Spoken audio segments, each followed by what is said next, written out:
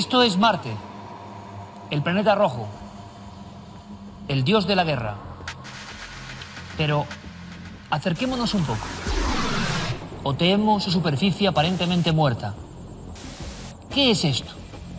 ¿Qué es esta estructura? ¿Y esto? ¿Y esto? Vamos a intentar obtener una respuesta.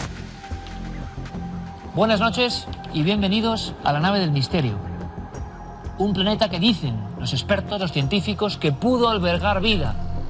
Un planeta maravilloso que ha poblado muchas fantasías y muchos terrores y que en su superficie, por lo menos, a ojo de buen cubero y a ojo de la tecnología, arroja unas inquietantes anomalías que desde luego a nivel visual sorprenden.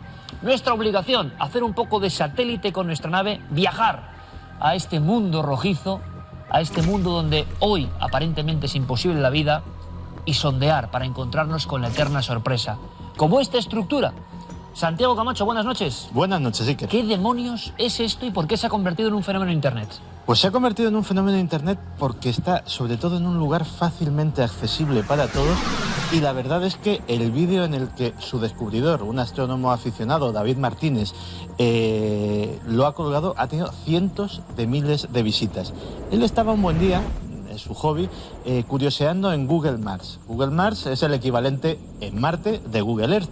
Es una cartografía completa del planeta rojo al cual te puedes aproximar, puedes visitar todas esas zonas enigmáticas de las que hemos oído hablar tantas veces. Y él estaba echando un vistazo por la zona cercana al polo sur marciano cuando se encontró algo que resaltaba evidentemente del fondo. Hizo sus cálculos, dijo: esto es una estructura de unos 200 metros de largo por 50 de ancho, y a él le parecía, y bueno, a cualquiera que lo pueda ver, absolutamente anómala. Es más, hasta medio en broma, medio en serio, le puso un nombre, lo llamó Bioestación Alfa. Y con ese nombre y esa filmación de su propia pantalla del ordenador, pues la colgó en YouTube, y de ahí a la fama. Lo curioso es que ni la NASA ni la propia Google se han decantado todavía a la hora de explicar esto. Nadie sabe si es algún tipo de anomalía del tratamiento fotográfico de las imágenes, si realmente se corresponde a una imagen de la NASA y por tanto muestra una anomalía en la superficie.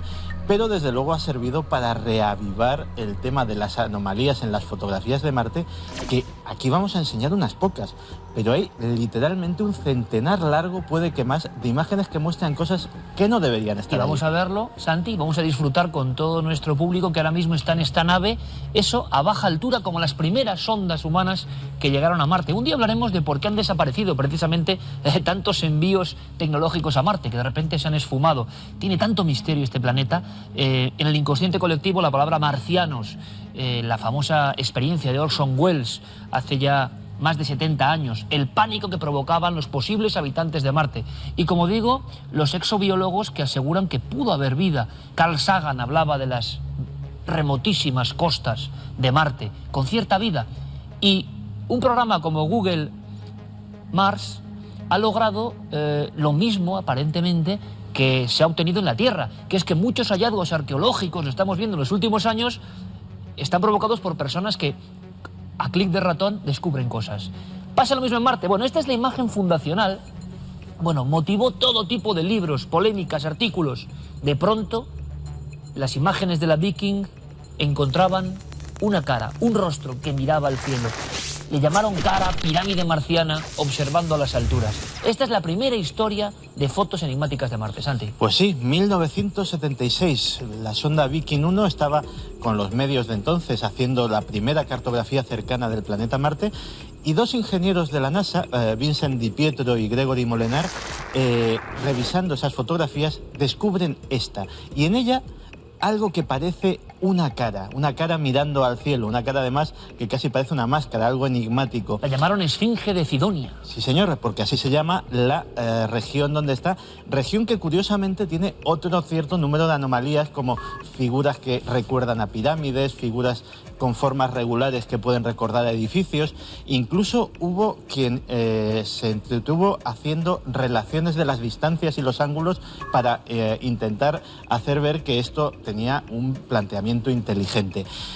Y así, desde luego, la polémica estuvo encendida durante casi 20 años, hasta que hace relativamente poco llegó la Mars Global Surveyor con otros medios, con otras capacidades ópticas, y nos descubrió a mucha más resolución esta cara, que apareció como lo que parece ser que es realmente una paridolia, es decir, una montaña enorme de más de 1 milla, de 1,5 kilómetros de largo, que y casi tanto de alto, que recuerda a una cara si se le quita resolución, si se va poniendo borrosa. En el momento en que vamos viendo detalle, ya se van viendo las grietas, se ven viendo que lo que parecen ojos realmente son unas oquedades que ni siquiera son de forma regular, que la boca ni siquiera es más que una zanja que tampoco es tan recta como puede parecer aquí. Milagro y misterio de las luces y sombras, que en Marte provocan anomalías, pero la tecnología ha ido aumentando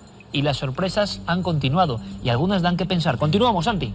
Claro que sí, porque ese Mars Global Surveyor, ya con esas capacidades que nos trajo la resolución del enigma de la cara, nos ha traído en cambio otros enigmas. Esto parece un bosque o no sé. Esa es la polémica, porque hay, no solamente hay varias imágenes de cosas que podrían parecer vegetación sobre Marte. El problema es que muchas de estas sondas, por alguna razón, no pueden detectar el color verde, no pueden hacer discriminación de colores, y por tanto no sabemos si realmente esto se correspondería a plantas con clorofila. Pero curiosamente, en space.com, que es una página web de referencia para estos asuntos, se refleja un estudio de unos astrónomos húngaros que están plenamente convencidos no solamente de que es vegetación, sino de que es ni siquiera vegetación fósil, sino que sería vegetación viva, porque su descubrimiento es que esto, que parece eso, un bosque casi el Amazonas, o algas, ¿sí? Sí, visto desde, ten en cuenta que lo estamos viendo desde kilómetros de altura, pues cambia de color según las estaciones marcianas. Casi como nuestros árboles cambian de color según pasa el otoño o el verano, pues esto también tiene esas variaciones de color. Y desde luego estos científicos húngaros están completamente convencidos de que sea lo que sea, está vivo y es orgánico. La historia tiene una vertiente conspiranoica. Los más suspicaces, los más dados a las teorías de conspiración, dicen que esta es la prueba de que habría un proyecto de terraformación en Marte ya en marcha, y que alguien estaría intentando dotar de vida y de atmósfera al planeta rojo. Claro, esa eterna teoría de que hay experimentos en Marte porque puede ser el mundo del futuro cuando el nuestro agonice. En fin, conspiración o no, piénsenlo ustedes, porque vamos con la siguiente imagen. La siguiente está tomada desde mucho más cerca, y eso también es otro... Casi desde aquí, donde estamos nosotros. Ese es otro de los grandes avances que hemos tenido con Marte, que podemos hacer fotos desde la superficie. Y esas fotos también han traído enigmas. En este caso es una foto del 2006 tomada por el Spirit, que es uno de estos robots, uno de estos rovers que van caminando precariamente por la superficie de Marte y mandándonos estas imágenes, y lo que parece un cráneo. Sí, sí. O tal vez incluso un casco, algo desde luego que tiene una forma humanoide. Y otra vez mirando al cielo, como la Esfinge de Cidonia. Lo realmente curioso, esto podría ser una paridolia, podría no serlo, pero es que hay una docena de fotografías tomadas por estos rovers marcianos, por estos robots, de cosas que recuerdan cráneos. Algunos de aves, algunos de animales, otros incluso de seres humanos o de criaturas alienígenas de formas más o menos exóticas. La imaginación vuela, imagino que la ciencia ortodoxa dice que estos son, bueno, pues eso, anomalías visuales, ¿no? Sí, digamos que la versión oficial es que efectivamente esto es una roca que, como por capricho de la naturaleza, pues recuerda a esto. Pero fíjate que los que analizan la foto, ¿no ves que habría como una especie de cuerpo enterrado debajo del cráneo? Pues dicen, no, es que esto es probablemente una estatua o tal vez incluso un cuerpo sepultado. La imaginación no tiene límites y desde luego hasta que no pisemos el planeta rojo, estas cosas yo creo que no daremos. Siempre hemos pensado, Santi, que en el planeta rojo había vida. El ser humano como un anhelo, como una ilusión casi, y a veces como una amenaza, lo ha creído, en homenaje a Marte por el color rojo de la sangre, de ese dios guerrero. ¿Quieren ver algo realmente sorprendente? Realmente, creo yo, a nivel visual difícil de explicar. Ahí está. Nos ponen la imagen sin más y uno se imagina un túmulo, no sé, del norte de África, por ejemplo, en el desierto. Pero esto está en Marte.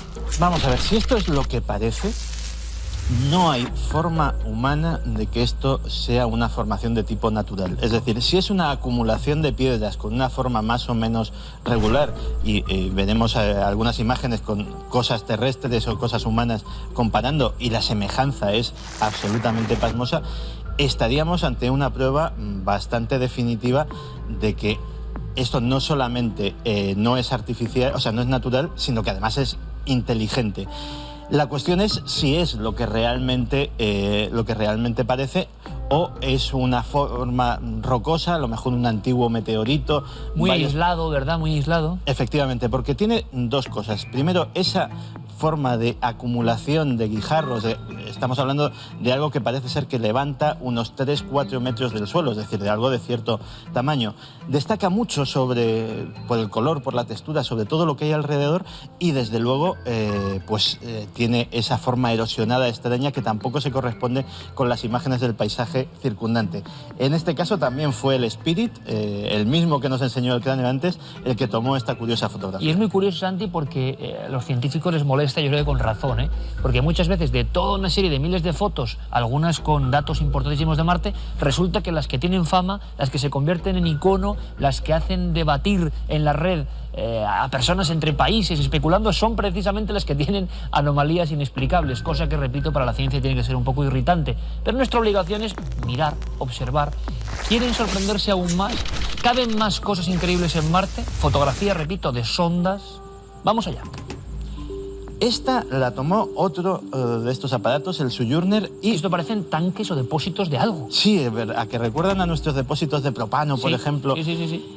Lo único que se sabe es que son tres estructuras prácticamente semiesféricas, o sea, bastante regulares, de textura completamente diferente, parece metálica, parece que brilla. No parecen esas rocas oscuras típicas de Marte. Efectivamente, de hecho, destaca muchísimo sobre el fondo, pero no deja de ser sorprendente. La versión oficial, que son simplemente rocas, pero desde luego es una de esas fotos que hacen dudar.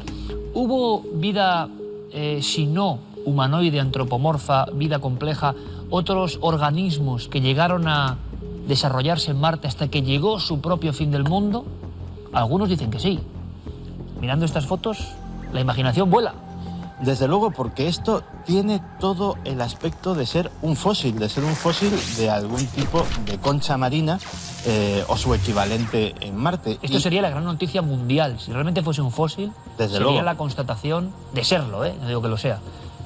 Pues fíjate que hay gente con bastantes galones académicos que así lo afirma. Sir Charles Schulz es un científico británico que ha trabajado en el Departamento de Defensa norteamericano en muchos proyectos altamente secretos. Es un individuo con las más altas credenciales, sobre todo en su campo, que es el de la ingeniería atómica.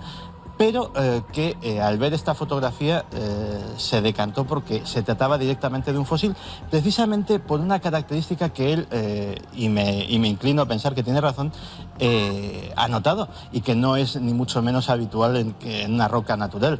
Y es que lo que sea tiene un caparazón muy fino. Si te fijas en la oquedad, que se ve perfectamente... Algo frágil. Efectivamente, es como si algo que tenía ese cascarón se hubiese roto, eso se había quedado lleno de arena, pero se ve perfectamente que ese caparazón fino pues está ahí y desde luego está hueco. Él dice que no conoce nada en el mundo de la geología, al menos terrestre, que pueda tener esas características, sobre todo con ese escaso grosor, ¿no? Santiago Camacho, en su día, y desde el primer programa de la primera temporada, ya ha llovido, nos ha contado historias de fotografías anómalas, por ejemplo, en la Luna. Había ciertos monolitos o ciertas piedras gigantescas que han llenado la imaginación y conspiración de muchos. Bueno, en Marte también tenemos esta especie de recuerdo de 2001, Odisea en el espacio. Pues sí, esto también tomado desde el aire, pues parece, sobre todo la sombra nos indica perfectamente la forma. Es una roca, es un monolito, según dicen por el análisis de la sombra, tiene unos 5 metros de alto y su forma es perfectamente regular. Mucha gente estará preguntando, Santi, viendo estas evidencias rarísimas, por ejemplo esta imagen, ¿puede haber trucajes a posteriori? Es decir, ¿puede haber fotografías que han sido manipuladas o gran parte del material procede directamente de los archivos y se ha constatado de la NASA y de las ondas? No, todo esto procede directamente de la NASA. Además, la NASA está haciendo en este caso un ejercicio de transparencia absoluto. Casi todo lo que llega se cuelga automáticamente, además en altísima resolución, en archivos que tardan muchísimo tiempo en bajar porque son muy pesados, y precisamente son esos archivos los que son analizados con lupa por los aficionados.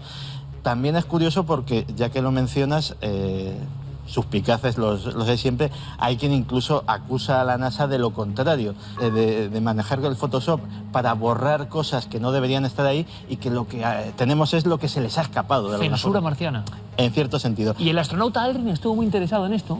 Esta es precisamente la que tiene esa característica distintiva. Buzz Aldrin vio esta fotografía, es el segundo hombre en pisar la superficie lunar. Él mismo fue acusado de haber perpetrado el famoso fraude de que si los americanos no fueron a la Luna.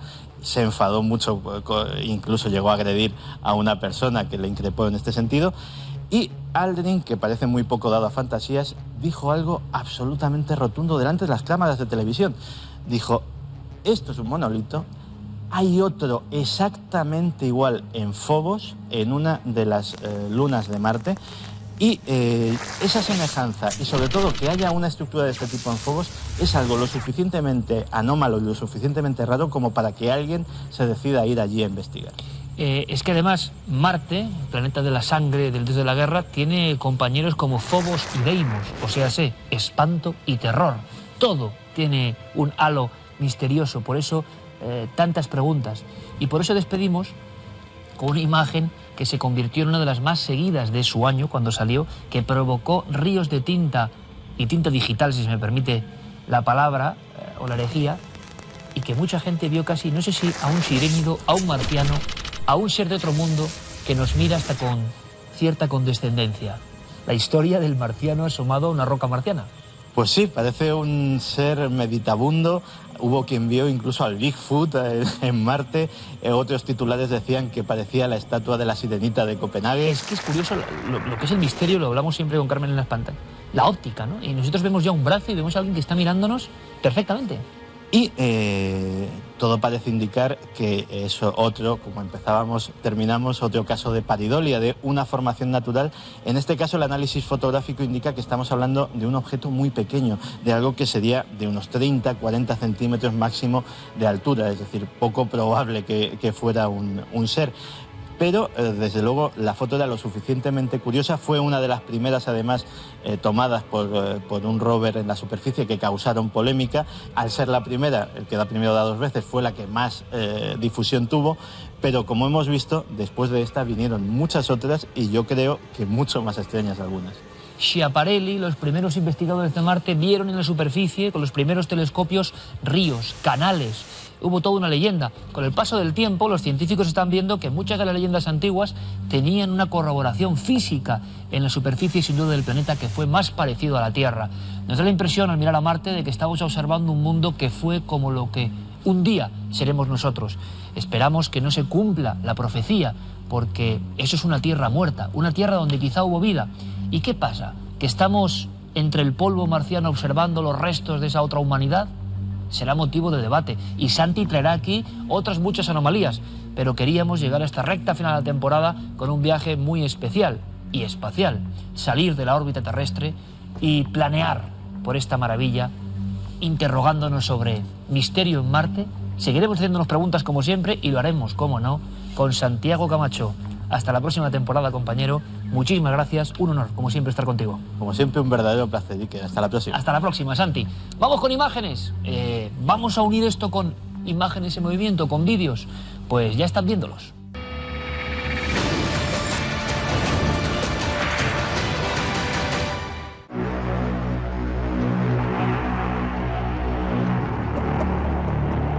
En esta filmación lo que realmente impacta no es la imagen, que sería lo lógico, sino el sonido, una especie de tronar o que es constante, que dura muchos minutos, 20 minutos. 20 minutos. Pero tiene algo de siniestro, no sé por qué. Estamos en el estado de Florida, entre las localidades de Woodville y Crawfordville.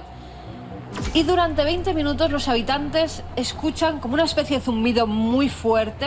Parece en un primer momento que es un tornado. Ellos están acostumbrados a tornados, pero no era lo que siempre pues habían escuchado. Hasta que empiezan a llamar a los servicios de seguridad preguntando, muchísimas personas, sí, que cientos de personas, y les dicen que no, que es un avión que está en el aeropuerto. Hay testimonios de personas que viven cerca del aeropuerto, que han escuchado miles de aviones aterrizar y despegar, y que ese sonido no se asemejaba con nada. El hecho sonoro muy constante, ¿sí? Muy sordo, es como de película de terror, sinceramente. Llamaron también y dijeron que podía haber peligro de tornado. Incluso la gente llegó a meter a los niños en las bañeras poniendo colchones encima por si se acercaba un tornado, pero no hubo tornado de ningún modo. Y lo que sí es un flash de repente en el cielo. Y lo que hay después de esos 20 minutos de sonido, de zumbido, es un flash muy fuerte. Aquí en estas imágenes se pueden ver, bastante corto. Ahí lo tenemos. Como un flash fotográfico. Y acaba radicalmente ese sonido tan fuerte. ¿Se ha explicado? No se ha explicado. Las teorías oficiales eran esas, o un avión o que había peligros de tornados. Y luego dijeron que podía ser una tormenta que estaba a cientos de kilómetros y un fenómeno meteorológico que se llama ducting, que hace llegar con intensidad el estruendo de los truenos de un frente lejano de tormentas. Lo que pasa es que la gente dice que ahí ha habido muchas tormentas y que además, no era nada parecido. Hace un par de semanas hablábamos de otras explosiones extrañas en Estados Unidos, explosiones de luz. En fin, están pasando cosas en la climatología. O pruebas de algún tipo, porque la gente suena además motor, realmente. En los escritos decía, pero se creen que somos tontos, nos hacen creer que estamos al lado de un aeropuerto y que estos son los sonidos de los aviones, o que viene una tormenta o que es un tornado habitual, cuando hemos vivido decenas. Bueno, pues amigos, expertos en sonido, amigos de la meteorología, por favor, infórmennos, queremos más detalles, pero se está concentrando todo en Estados Unidos al tiempo, además, es verdad, que están viendo tormentas y tornados como nunca. Vamos a ver otra imagen bien distinta, uno de nuestros compañeros pasándolo francamente mal. Puede ser una virtud o un error, lo de ir a grabar un sitio e irse solo, sin el resto del equipo. Es decir, siempre vamos con un cámara, con un compañero delante de cámara, los reporteros suelen funcionar así, lo hemos hecho muchas veces, pero él prefirió quedarse absolutamente aislado, solo en kilómetros a la redonda, en un lugar muy especial, muy oscuro. Así comienza esta historia.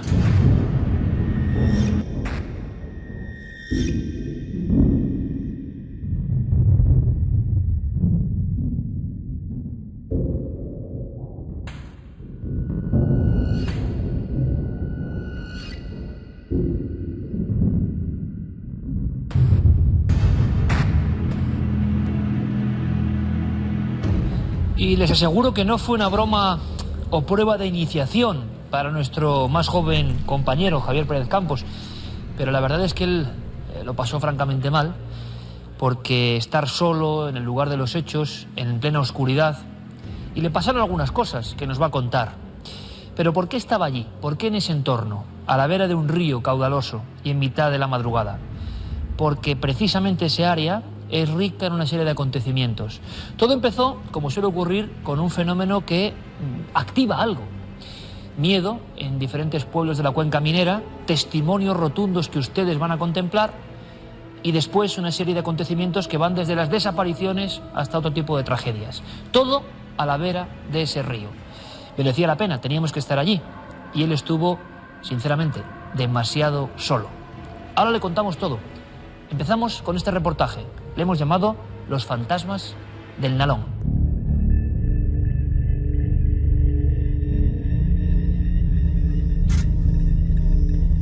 Oí algún ruido raro y demás. ¿Te acuerdas que te dicen que anda un fantasma por ahí? Y entonces, pues bueno, digamos que notas en la espalda así como un frío. Y ese frío es miedo. Mi padre también, y pasó cosas de esas y tal. Pero vamos, también fue de los que corría, no de los que daba la vuelta a ver el fantasma. Aquí murieron muchos mineros trágicamente, ¿eh? Y eso habrá que están descansando, pero habrá que andan todavía por ahí buscando a alguien que rece por ellos.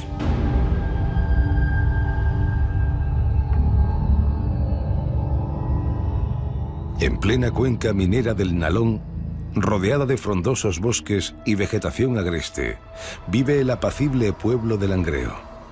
A finales de 1976, cuando se ponía el sol, sus caminos, plazas y callejuelas se acostumbraron a la soledad más absoluta, pues lo insólito había comenzado a vagar por aquel aislado paraje. Hablabas con gente y todo el mundo decía, sí, oye, que lo vieron en Porciaño, que lo vieron por Carballo. Que era fantasma de verdad, que no era uno vestido con sábana ni rollo de eso, y que asustaba a la gente. Entonces salía a deshora. Las apariciones del extraño enlutado que vagaba por los bosques aledaños a Langreo pronto comenzaron a llegar hasta las zonas más transitadas del pueblo, donde algunos testigos llegaron a verlo desaparecer en un callejón delante de sus propios ojos. Yo recuerdo, pues bueno, de tener miedo, digamos, cuando andabas de noche por zonas así con poca luz, porque había, digamos, la leyenda de que andaba un fantasma por ahí. Y salía de trabajar por la noche porque echaba muchas horas y venía para casa y salía a las 3, 4 de la mañana. Y entonces por ahí hacia la Puente Carbón había una ciscada y tal, y ahí siempre solía salir alguno. Y llegaba a casa y el hombre corriendo a lo justo, que a veces que casi no daba tiempo ni llegar a lo justo, porque, vamos, se descomponía por el camino del miedo que tenía el hombre. Yo pienso que eso es cierto, porque una persona que sale de la mina, que está cansado, que lo que quiere es llegar a su casa, que no me parece que tenga ganas de hacer el tonto. Y la gente además estaba aterrorizada. Con el paso de los días, el número de testigos aumentó de forma drástica. Eran muchos los que se habían topado con el fantasma cuando regresaban de trabajar en la mina. Poco a poco, el miedo se hizo cada vez más incontrolable.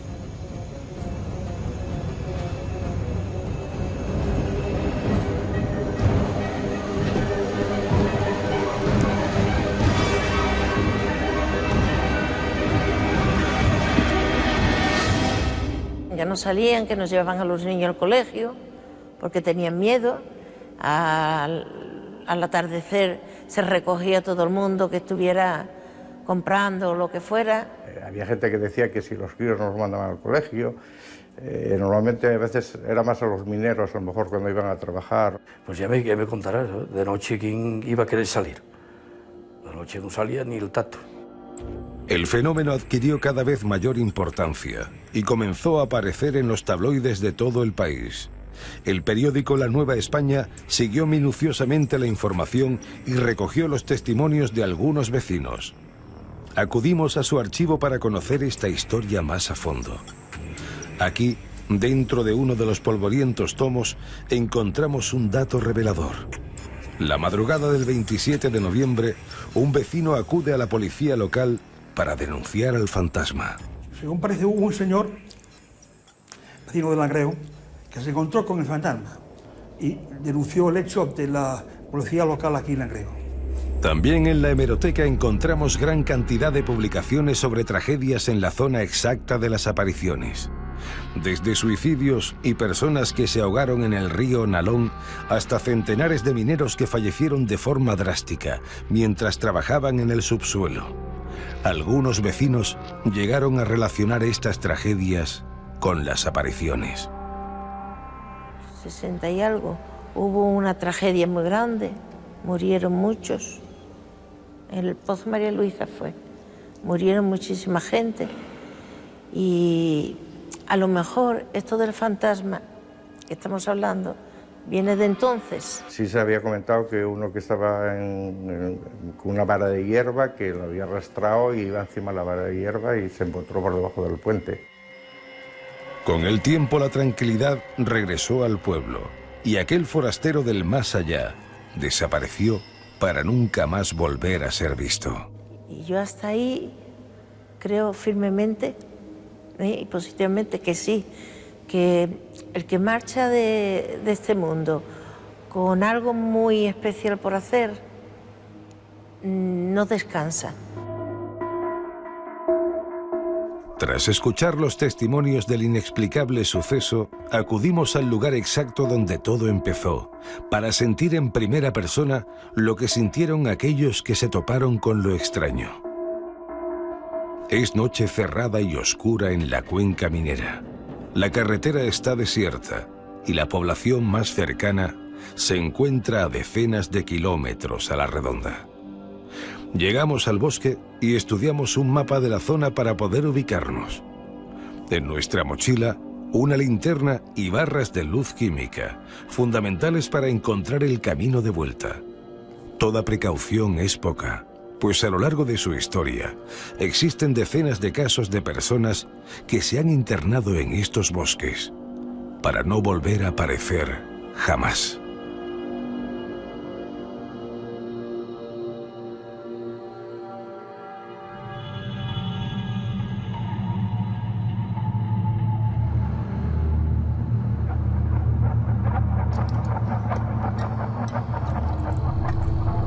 Efectivamente, muchas personas se han adentrado en esos bosques, por diferentes circunstancias, más o menos misteriosas, han desaparecido, algunos sin dejar ni rastro. Y toda la comarca ha quedado un tanto marcada por estos acontecimientos, aunque pocos se atreven a hablar. Nuestro compañero Javier Pérez Campos, ahí lo han visto, ha sido el encargado de arrancar trozos de esta historia. Él es el encargado también de hemeroteca de nuestro programa, y así, con un recorte como los que tiene ahí, empezaba esta historia, una historia digna de ser contada. Javier Pérez Campos, compañero, buenas noches, bienvenido. Buenas noches, Iker, encantado. Estaba solo en la montaña, entre la montaña, el río, la vegetación, mucho más frondosa de lo que imaginabais en un principio, y sobre todo tomas la decisión, porque en la radio eso lo vivimos de una forma muy intensa, de quedarte completamente solo. Oscuridad total, y no esperabas algo que iba a pasar también. Claro, nosotros habíamos ido allí, había ido con el equipo unas horas antes a peinar la zona, porque desde luego sería una imprudencia quedarte en el bosque completamente solo sin haberlo pisado antes. Entonces, ellos decían que si yo quería, pues podíamos grabar de noche todos juntos y demás. Y yo lo que quería realmente era vivir, o sobre todo intentar acercarte a la experiencia que vivieron los mineros que llegaban de trabajar de noche y vivían todas esas cosas, ¿no? Porque los encuentros ocurren justamente en la zona que tú eliges, a la misma orilla del río. Sí, es justo una zona alejada de cualquier pueblo, y este dato es bastante importante, cerca de Pola de la Viana, más o menos. Y bueno, pues justo en esa zona yo decido finalmente adentrarme completamente solo, con la Night Shot, como estamos viendo ahora. Enseguida, dejas esas barritas luminosas que han sido compañeras en muchas aventuras de cuarto milenio en la soledad de algunos lugares, que sirven, ahí lo vemos, ¿verdad, Javi? Como guía un poco, ¿no? Claro, desde luego perderse en esos bosques es facilísimo, porque es una zona completamente frondosa, es una zona que de noche cambia al 100%, es decir, de día era una zona que parecía casi de ocio, ¿no? Por el río, una cosa que incita al ocio, y de noche la visión cambia completamente. Era necesario llevar esas luces, esos indicadores, y de hecho hay un momento en el que yo he dejado la última barrita de luz, he avanzado varios metros y me siento bastante desorientado, no encuentro esa barrita. ¿No hay referencias? Claro, y ese es el miedo absoluto.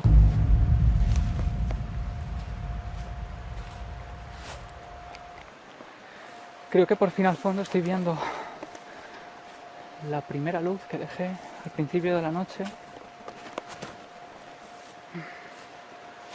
Creo que es esa. Ojalá, porque desde luego llevo aquí un buen rato buscando. Ahí está.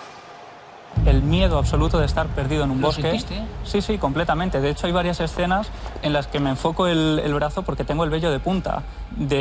Digamos que la sugestión puede jugar malas pasadas también, y justo en ese punto, Javi, oteando la hemeroteca, encontramos los diferentes testimonios de personas que veían esa entidad, esa figura, y luego todos los misterios alrededor. Llega un instante, y podríamos hacer hasta una comparativa, porque yo creo que esto es maravilloso. Ustedes recordarán otro caso con el río de fondo, los niños fallecidos, por desgracia, en el río Órbigo, aquella tragedia, un autobús que se cae, provincia de Zamora, y unos sonidos extraños, unos fenómenos difíciles de catalogar que al parecer tienen lugar en toda una alameda que está hoy cerca de ese río, del río Órbigo.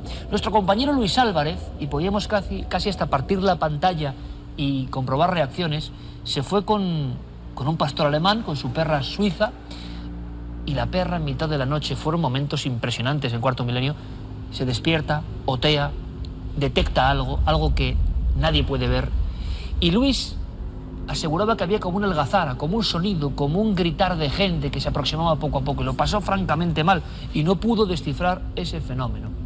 Bueno, pues a Javier Pérez Campos le ocurre algo parecido en cierto momento de la noche. Incluso la antena de la cadena SER, en nuestro programa Milenio 3, estuvo en ese momento. Bueno, tengo que deciros simplemente que cada vez me parecen más nítidos, y prometido que esto es cierto, escuchar voces como de gentío lejano. Y hay que decir que el pueblo más cercano está a varios kilómetros a la redonda. ¿Bajamos la música, Noel? Realmente, bueno, la soledad podéis imaginar en un... Pero es que has oído como una algazara de gente. Como gentío, lejano, bastante gente, y es que lo sigo oyendo ahora mismo. Se oye como... Tengo prometido el pelo de punta, todo el pelo de punta. Intuíamos más bien a nuestro compañero francamente nervioso. Sugestión y todo lo que quieran, pero de pronto en mitad de la noche, Javi, pasa algo. Sí, estábamos haciendo además la conexión en directo con el programa Milenio 3, y yo desde que había llegado allí ya llevaba escuchando sonidos un poco extraños. Ya sabes que vas a escuchar vegetación, que vas a escuchar animales, pero había algo que se salía un poco de lo normal. Intento pasar del tema, ¿no? Intento hacer oídos sordos y dedicarme a grabar y demás, pero llega un momento en mitad de la conexión en que esos sonidos son, bastante fuertes, no se puede pasar de ellos, son sonidos realmente... ¿Cómo eran? Pues era como el sonido, imagínate, una fiesta o un grupo de personas hablando todos a la vez, como un murmullo, pero en la lejanía. Yo automáticamente pensé, quizá por la sugestión o por todas estas historias que llevábamos ya en la mochila, pero pensé en esas batidas de vecinos buscando gente que se ha perdido en esa zona y no ha vuelto a aparecer. Pues pensé automáticamente en eso, en gente buscando...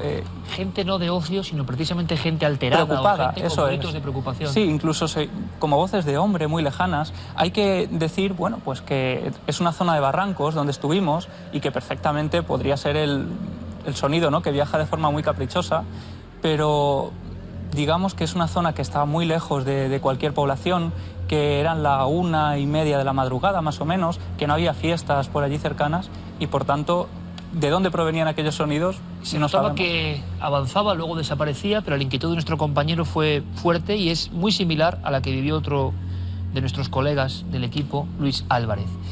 ¿Qué pasaba? Es muy curioso, ¿no?, esa similitud que hace, o ese paralelismo que traza nuestro compañero con lo que puede sonar cuando todo un pueblo o una comarca busca a gente desaparecida. Por desgracia, en este lugar de las apariciones, en más de una ocasión, por lo que vemos en la hemeroteca, se ha dado esta estampa. Gente que busca los suyos y unas personas que no aparecen nunca más.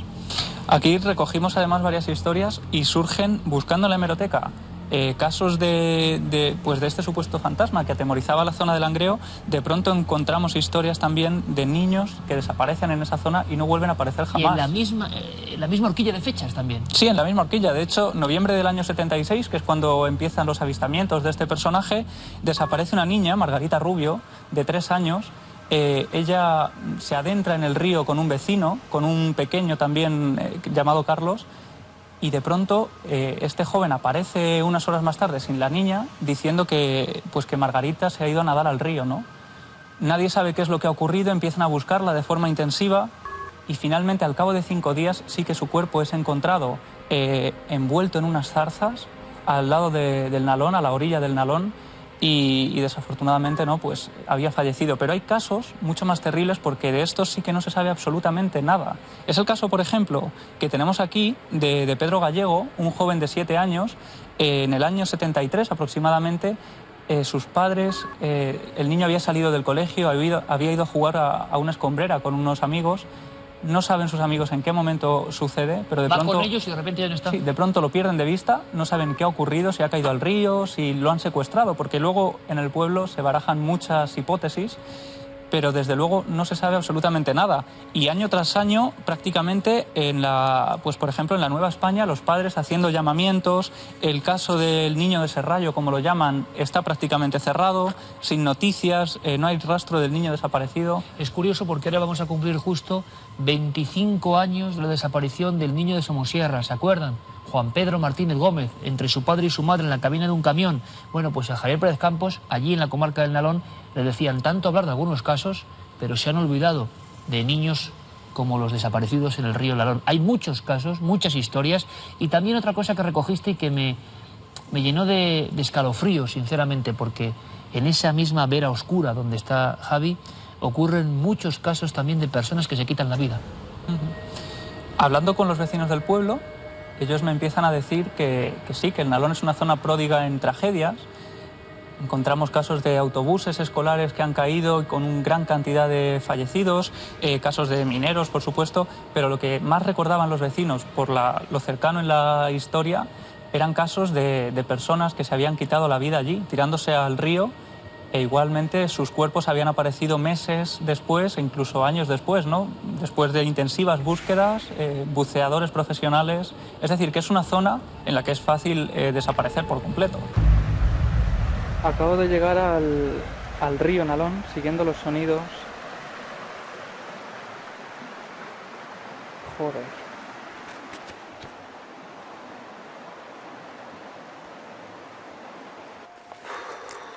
No sé si es por aquí.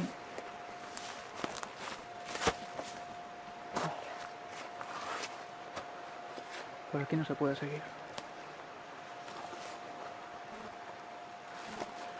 Se corta el camino. Esta zona no es demasiado turística,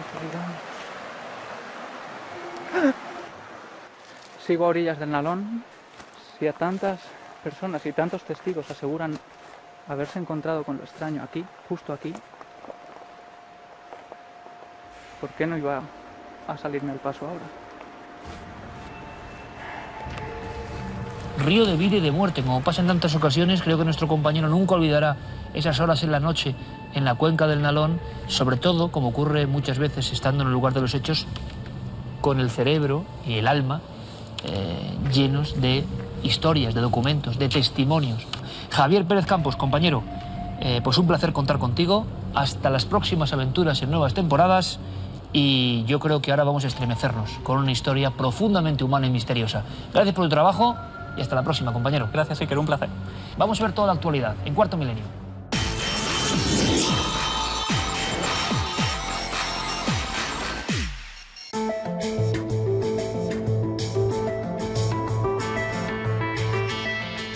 La actualidad no comienza con algo de misterio en sí, sino con algo bastante enternecedor por el aspecto y por la historia de este peculiar animal. Aunque resultarán un enigma dentro de poco porque están en peligro de extinción estos animales. Un hipopótamo pigmeo que ahora ha nacido en el Reino Unido. Una especie que, como decía, está a punto de desaparecer. Los expertos calculan que apenas hay 3.000 ejemplares salvajes en todo el mundo y su reproducción en cautividad es muy difícil. El hipopótamo pigmeo es originario de los bosques y marismas de África Occidental. Es un animal solitario, nocturno y semiacuático. Estos animales eran desconocidos fuera del occidente africano hasta bien entrado el siglo XIX, y en 1873 es cuando por primera vez llega uno a Europa, que había sido capturado en Sierra Leona.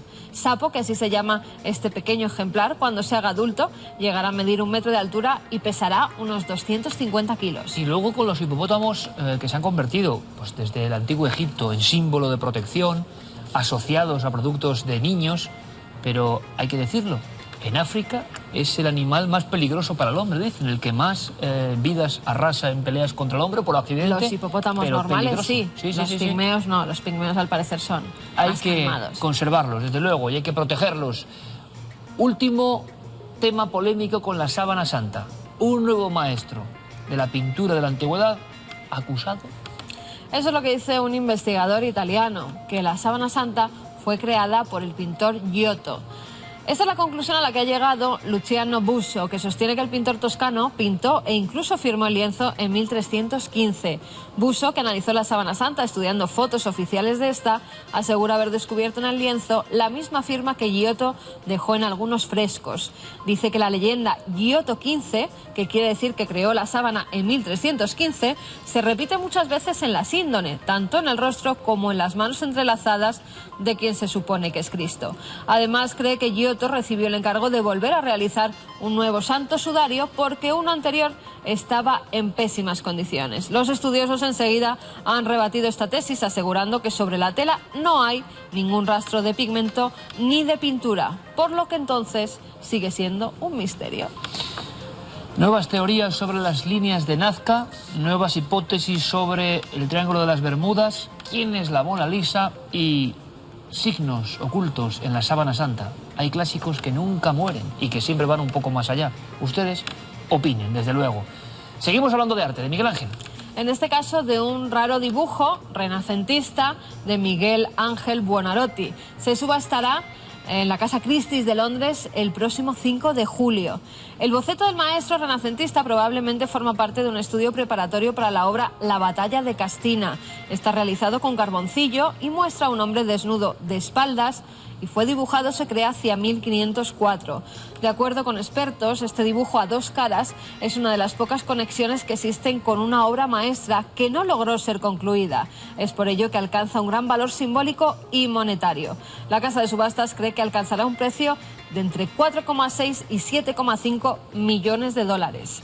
Y ahora vamos con una crónica especial. Coronamos de alguna forma la actualidad de la semana con un curiosísimo hallazgo que tiene que ver con una figura llena de misterios a la que ha seguido la pista durante muchos años nuestro compañero Javier Sierra. Bienvenido, Javier, buenas noches. Bien hallado, buenas noches. Hablamos de la Dama Azul, ni más ni menos. Yo no sé si, aunque sean titulares, pocas personas habrá, seguidores de Cuarto Milenio desde luego, pocos, que no conozcan la historia de Sor María Jesús de Ágreda. ¿Pero eres capaz en un minuto de contárnosla?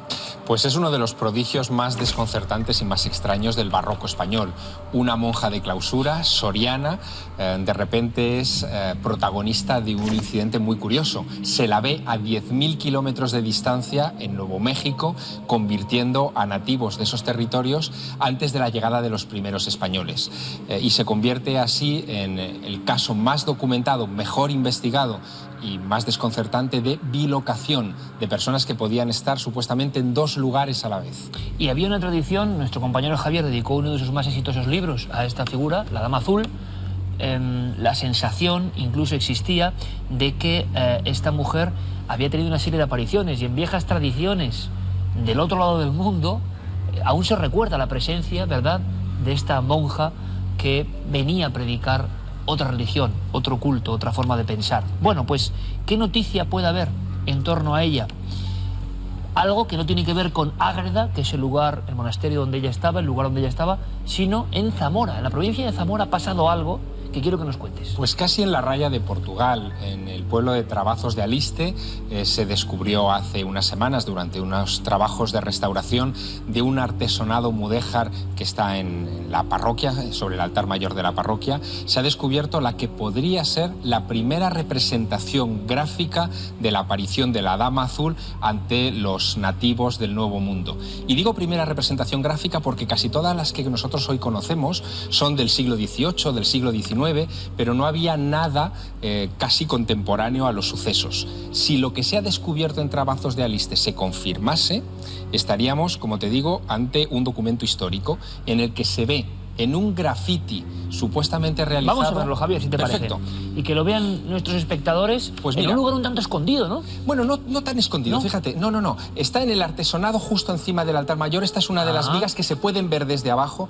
pero que por las condiciones de iluminación de la iglesia hasta la llegada de la luz eléctrica, pues ha pasado desapercibido. Y después, con el curso del tiempo, ese artesonado se ennegreció tanto que solo ahora, hace unas semanas, limpiando el artesonado, ha aparecido esto. Ha surgido este retrato de una de las mujeres más misteriosas de la historia de España. Permíteme que te lo contextualice, porque esa iglesia de Travazos de Aliste tiene una peculiaridad.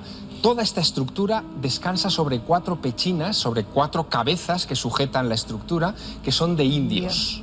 Es decir, que se construyeron ya teniendo en mente, digamos, estos personajes que habían aparecido en el siglo XVII. Esta obra es de principios también del XVII, pues que impactó desde luego a los locales. Sabemos que en la zona de Aliste hubo muchos indianos, gente que fue a México, a Nuevo México y a otros lugares del Nuevo Mundo a ganarse la vida, y que muchos de ellos trajeron mano de obra o sirvientes que eran nativos americanos, que llegaron incluso a desfilar vestidos con sus atavíos, con sus plumas, con sus trajes típicos por las calles de Zamora, de la vieja Zamora del 17, como signo de ostentación, y que algunos de ellos terminaron en la construcción. Quizá, y esto es una hipótesis, uno de esos indios que vino con uno de estos indianos, con uno de estos personajes de Zamora que habían ido a hacer fortuna, fue el que quiso dejar constancia gráfica de una veneración que empezaba a ser importante ya a mediados del siglo XVII, que es la veneración por esa dama azul, esa misteriosa dama azul que convirtió a los indios. ¿Qué vemos aquí, Iker? Porque eso es quizá lo más interesante. Aquí vemos, es casi como un código, ¿no? Una exacto, es un graffiti. Estamos hablando de un dibujo esquemático. Aquí estamos viendo la figura de la dama. ¿Sí? Vemos la cabeza. Esto hay que verlo, está inclinada, está tumbada. Sí. La figura de la cabeza como cubierta por un hábito, con un manto que, en fin, la tapa hasta los pies. Y cuando la imagen ya se desplaza un poco hacia allá, veremos cómo se completa, digamos, esa viñeta, ese esquema. Lo que vamos a ver en ese otro lado es el perfil de un indio con una especie de plumas que le salen de la cabeza y con una flecha que claramente indica su procedencia indiana. Es un indio al lado de una mujer cubierta con hábitos. Virginia Jiménez, que es la restauradora de esta obra de arte con la que pude conversar justo en esta iglesia de Trabazos de Aliste, me decía que en cuanto ella vio esa unión entre mujer cubierta por toga e indio, no le cupo la menor duda, por la fecha en la que se hizo la obra, de que tenía que referirse a la Dama Azul. Y ahí vaya historia fascinante, vaya historia. La pregunta es, justo en ese lugar, en ese pueblo de la raya de Portugal casi, porque tenemos constancia de que había habido ese trasvase. Claro, no parece baladí, no parece casual, esas cabezas, ¿no? Esas cabezas de indios, efectivamente. Como si el recuerdo de una conexión entre los indios y la aparición que les convirtió siguiese viva, quedase para la posteridad.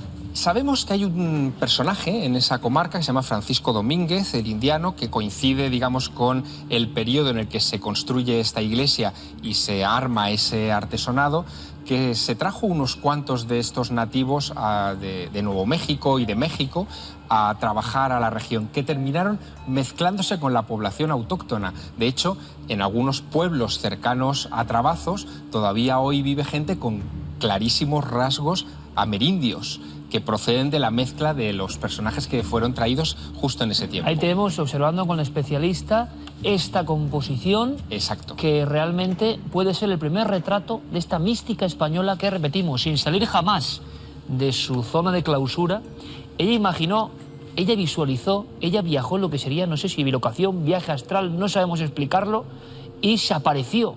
Es cierto, Javier, que a mí siempre me ha interesado mucho, porque lo leí en tu libro, eso de que todavía queda un recuerdo, incluso en canciones, incluso casi en nanas para niños, de la presencia del misterio en forma de dama azul con la cruz. Todavía queda allí en Nuevo México. Recuerdo en cuentos infantiles.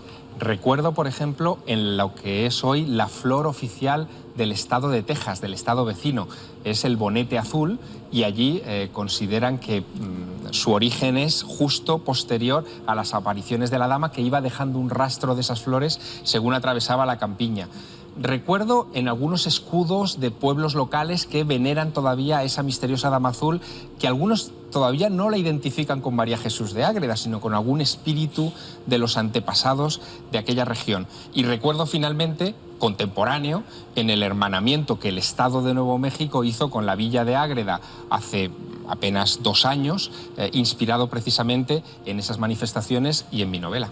Y si caben misterios todavía más en torno a esta mujer, uno que no queda bien resuelto y que es fascinante, es el libro donde la Dama Azul hace como un escaneo del planeta desde los aires prácticamente. Sí, mística ciudad de Dios, que ya pues en cierta forma lo escribía en unos estados místicos de trance, que era como si alguien llevara su mano, eso decían, ¿no? Como si la Virgen misma dictara esas palabras. Es muy compleja la vida de esta mujer porque, como bien sabéis, mantuvo una correspondencia de más de 300 cartas de ida y otras tantas de vuelta con el rey de España, con Felipe IV. Su asesor espiritual, exacto, más o menos era. Y en ellas, años después de ocurridos los episodios de bilocación y de haber deslumbrado a los indígenas de Nuevo México, Arizona y Texas con esas manifestaciones, años después, ella decía que era capaz incluso de adentrarse en el purgatorio, de entrevistarse con la mujer difunta, con la reina de España difunta, esposa de Felipe IV, o con el príncipe Baltasar Carlos, heredero al trono, que murió con 17 años en circunstancias todavía no muy claras, con las que actuaba de medium. Realmente era como la medium oficial del rey de España. Me refería a un libro... Recuerdo la historia de un libro, Javier, sobre un tratado de redondez de la Tierra. Exacto, es un manuscrito increíblemente todavía no publicado en España, se conserva lo que es el original sí, en la Biblioteca Nacional, en la sección de manuscritos, que se llama precisamente así, Tratado de la redondez de la Tierra, donde esta mujer describe a vuelo de pájaro cómo es nuestro planeta e incluso da una descripción muy vívida de los cambios de usos horarios, cómo uno pasa del día a la noche según se aproxima hacia el occidente y cómo sería una visión por encima de las nubes de la superficie terrestre, algo que nadie en esa época, estamos hablando del siglo XVII, y menos una mujer, podía ofrecer. Muchos misterios y por lo tanto esto da carta de crédito a un culto muy antiguo y este primer retrato, primera viñeta, primer graffiti presente en una iglesia nos demuestra que quizá, a pesar de haber sido sepultado un poco por el tiempo y por su propio misterio, porque yo creo que la Dama Azul ha estado un poco también siendo víctima de las propias anomalías que la envolvían, eso demuestra que desde el principio del tiempo casi había ese culto poderosísimo y esa veneración a una figura entre física y espiritual, ¿no? Ahora las investigaciones tienen que apuntar necesariamente a un convento desmantelado ya hace unos siglos en la desamortización de Mendizábal, que es el convento de los franciscanos de Alcañices, que supuestamente podrían haber inyectado digamos, las noticias de las visiones de la Dama Azul en América a toda la comarca de Aliste. Lo que sorprende es que esa región en la frontera de Portugal está muy alejada de Ágreda. Pero atención, muchos de los franciscanos que estuvieron cristianizando Nuevo México, Arizona y Texas gracias a las bilocaciones de la Dama Azul, a las conversiones de la Dama Azul, eran de esa región. Por lo tanto, no es tan, digamos, hipotético, no es tan extraño concluir que ese graffiti podría proceder de esa fascinación por las visiones de la Dama Azul y estaríamos, por tanto, ante un documento histórico excepcional.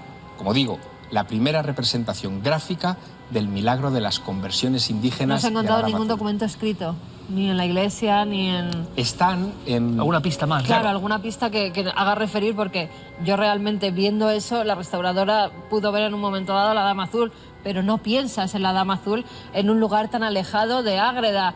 ¿Por qué esa relación, no? Porque ella enseguida, por los indianos que habían ido hasta allí.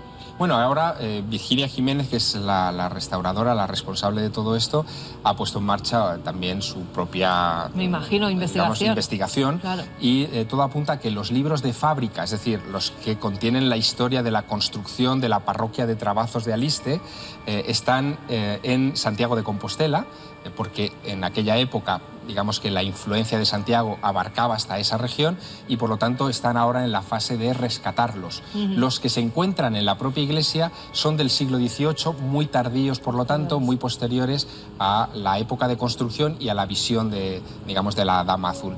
Pero bueno, esa investigación está en marcha y ojalá encontremos ese documento, desde luego. 400 años después del misterio, continuamos buscando pistas para una historia alucinante y que debió ocurrir, algo muy potente, muy fuerte, viajes a miles de kilómetros y conversión de los habitantes nativos de esos lugares remotos. Ellos recuerdan todavía la presencia extraña de la Dama Azul. Sigue las pistas como un detective nuestro compañero Javier Sierra y seguro que hay sorpresas. Esto es solo, bueno, pues una pequeña porción. Seguro que la Dama Azul tiene más sorpresas para todos nosotros.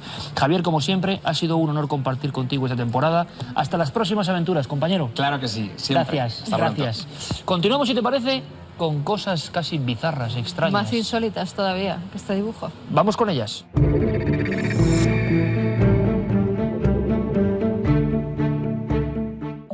No sé si ustedes habrán oído alguna vez a sus antepasados contarles historias de que duerman bien protegidos con los pies y las manos dentro de la cama porque pueden venir ratas y morder sus extremidades.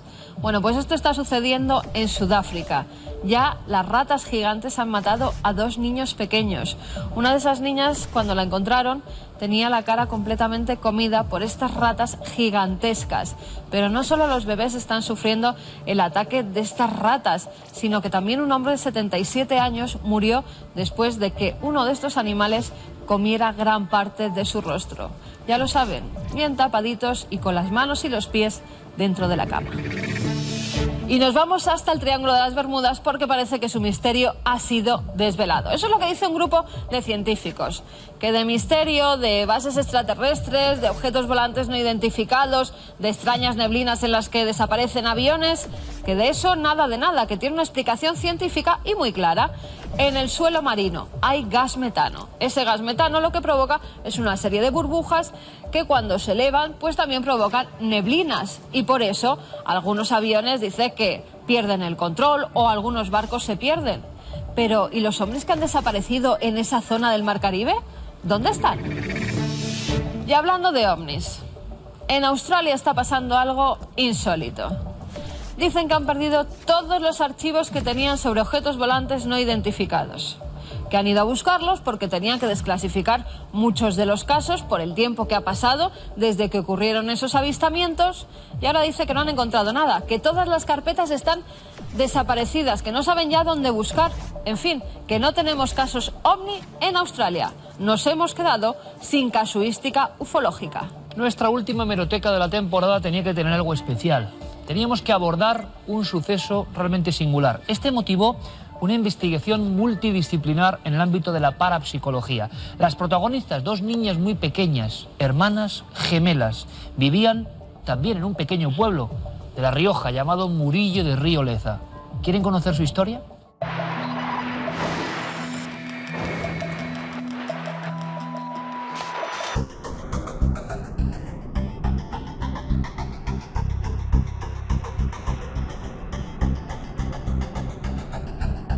Siempre se ha dicho, se ha afirmado incluso, aunque no hay una constatación científica, aquello de que los gemelos tienen una conexión especial, diferente, distinta, que incluso en distancias largas pueden sentir lo mismo a un mismo tiempo. Bueno, hubo un suceso del que hemos hablado en alguna ocasión de pasada en este programa, difícil de investigar, que ocurre en 1976. Fueron célebres, aunque ya quieren olvidarlo por completo. Tengo que decir que yo he llegado a llamarlas, a una de estas hoy mujeres, y no quieren recordar. Pero fueron protagonistas, todos los rotativos hablaban de ellas, salieron en televisión, filmaciones incluso del nodo que aún se emitía. Hablamos de 2 niñas muy pequeñas, las gemelas de Murillo del Río Leza, en La Rioja, protagonistas de una de las grandes investigaciones de la Sociedad Española de Parapsicología. En el 76, como verán, sus fotos casi en todas partes y muestran sus manitas. ¿Por qué? Pues ahí tenemos a Silvia y a Marta, que tienen 4 añitos. Muestran sus manos porque una de ellas pues estaba en el bar de sus padres, había una plancha donde cocinaban diversas cosas y la niña puso la mano. Pero fíjate, a la otra, a la gemela, le salió la misma herida en la misma mano. Sin tocar la plancha. Sin tocar la plancha. Fue entonces cuando ya empezaron las especulaciones de qué pasaba con estas niñas.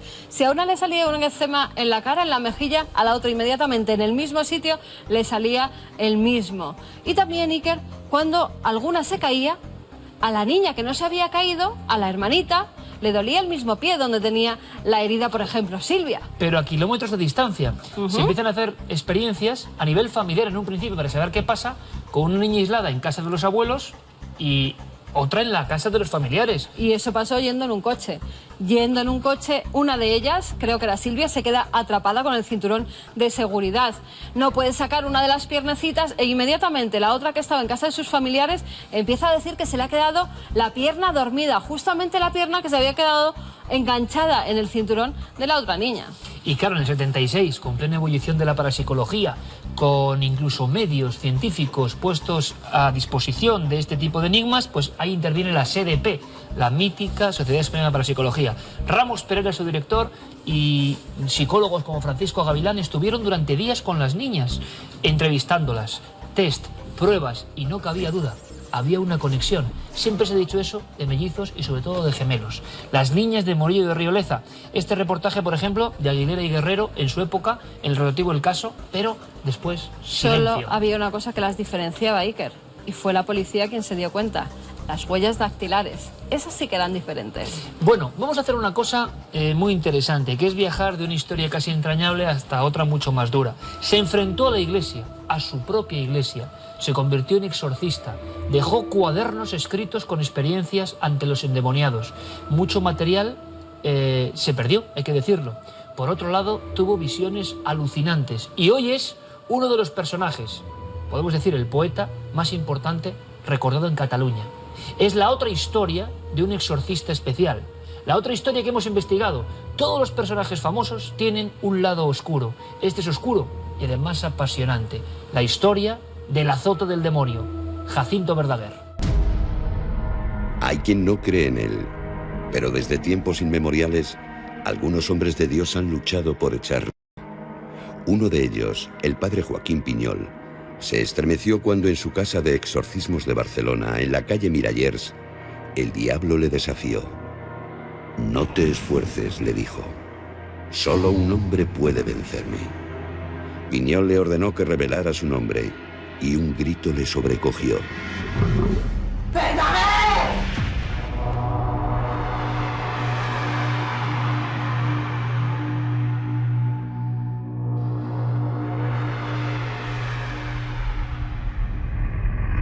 Llegado el momento, Jacinto Verdaguer, sacerdote y reconocido escritor, decidió entregarse por completo a la lucha contra el mal. Y lo perdió todo. El diablo estuvo a punto de acabar con él. En 1886, siendo capellán del Marqués de Comillas, Verdaguer viajó a Tierra Santa y allí tuvo una revelación.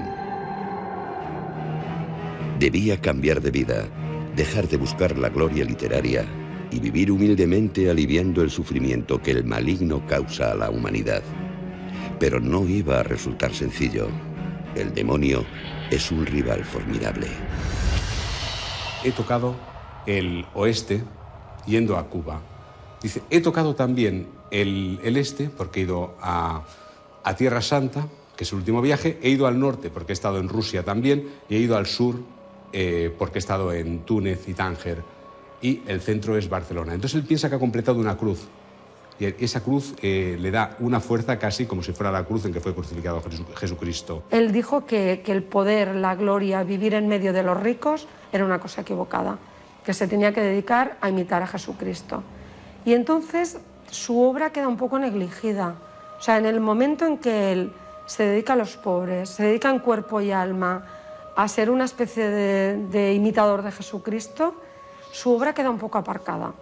Entonces, en el momento en que recupera su obra, es una etapa ya de gran sufrimiento hacia el final, y entonces sí que refleja estas luchas interiores, refleja un sufrimiento tremendo. Entre mayo de 1890 y noviembre de 1892, Piñol y Verdaguer practican decenas de rituales de exorcismo. Uno de los más complejos es el de María de Sarria, una joven de 19 años que no puede soportar la presencia de nada sagrado y que blasfema cada vez que oye el nombre de Cristo. Tenemos estos rituales que es la palabra. O sea, una palabra que va dirigida al diablo y que se le impreca y se le dice, pues tú, diablo, y entonces se le dice todo lo negativo que él es, y entonces se le está recordando que él pues no es nadie y que existe pues Dios y Jesús, etcétera, etcétera. O sea, siempre se entra a través de la palabra. Y luego también acompañado pues de lo que son, podríamos decir, los objetos sagrados. El agua bendita, o sea, se bendice y después se señala pues a ese diablo la cruz, o sea, objetos sagrados. Durante esa estancia, dentro de la casa de exorcismos, Verdaguer escribe 4 cuadernos, los cuales se llaman cuadernos de exorcismos, dentro de los manuscritos verdaguerianos de revelaciones, exorcismos y visiones. Estos 4 cuadernos de exorcismos relatan día a día lo que él ve, cómo se enfrenta a los demonios, cómo el demonio juega con contra él, cómo le cambia la hora en el reloj. Nuestra mente se tiene lo que uno ha dejado entrar. O sea, si uno está poseso, o sea, si cree que él es el diablo que ha entrado, es porque le has abierto la puerta. Los dos sacerdotes tienen que esforzarse al máximo para liberar a María. La muchacha se resiste con una fuerza sobrehumana. Al fin, logran colocarle un crucifijo en la boca y se calma. Cuando lo retiran, observan que algo sobresale de sus labios. Ambos se miran satisfechos. Una vez más, han vencido. Entra en contacto con una familia, la familia Durán, que está formada, él conoce primero al padre de esa familia, el señor Durán, a su esposa, que es deseada, y 3 hijos, la Amparo, la Mercedes y Manuel. Y de esa familia, una de ellas, la hija, es la que tiene facultades, vamos a decir, paranormales. Ella era vidente y era medium. Entonces, Verdaguer se convence de que los mensajes que ella recibe son mensajes que recibe de los mundos y de los planos superiores. La Iglesia no aprobaba aquellos exorcismos clandestinos, ni la tolerancia de Verdaguer hacia las ciencias ocultas. Decidieron castigarle prohibiéndole oficiar misa y enviándole exiliado al santuario de la Gleva. Los obispos de Barcelona, de Vic, etcétera, pues quieren apartarse de él y le hacen pues lo que podríamos llamar un vacío, ¿no? Y él se siente solo y al sentirse solo pues se refugia cada vez más en esta familia y luego pues la famosa historia esa de sus escritos en defensa propia, ¿no? O sea, él empieza pues a hablar de su propia defensa y en la prensa aquí en Barcelona pues muchas personas empiezan a tomar partido por él. En la época final de su vida, que fue de un gran sufrimiento, tiene unos poemas que se llaman Las flores del Calvario, Las flores del Calvario, y él identifica su calvario personal, después de todo el tema de exorcismos y esto, con el calvario que sufrió Jesucristo. Tiene un poema que se titula Sum vermis, en latín, soy un gusano de la tierra, en que se postra delante de Jesucristo y le viene a decir: me he equivocado tanto que solo merezco estar a tus pies para que hagas conmigo lo que quieras. Él es un hombre con sus convicciones religiosas, están profundamente arraigadas. Él se hace muchísimas referencias dentro de toda su obra literaria a lo que es la fuerza del mal, la distingue muy bien. Llega una parte de su vida en la que se asocia a él en la propia figura de San Francisco de Asís, en la que ha sido perseguido por todos, execrado por su propia familia, traicionado por sus propios amigos, y entonces él cree que todo el mal es obra evidentemente de ese maligno. Muy deteriorado, volverá a Barcelona para hacerse cargo de la iglesia de Belén. Desilusionado y decepcionado por el trato recibido, morirá en 1902, convencido de que el astuto diablo se había vengado de él, desprestigiándole y torturándole hasta el fin de sus días.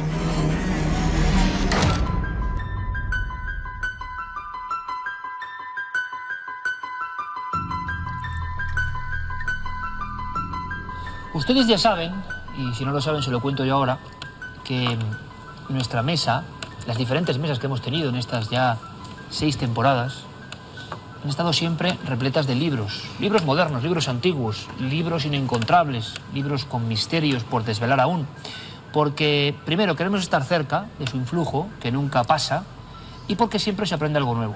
Verán, vamos a hilar esta historia con uno de esos libros absolutamente míticos, La Cataluña misteriosa, editorial Petronio.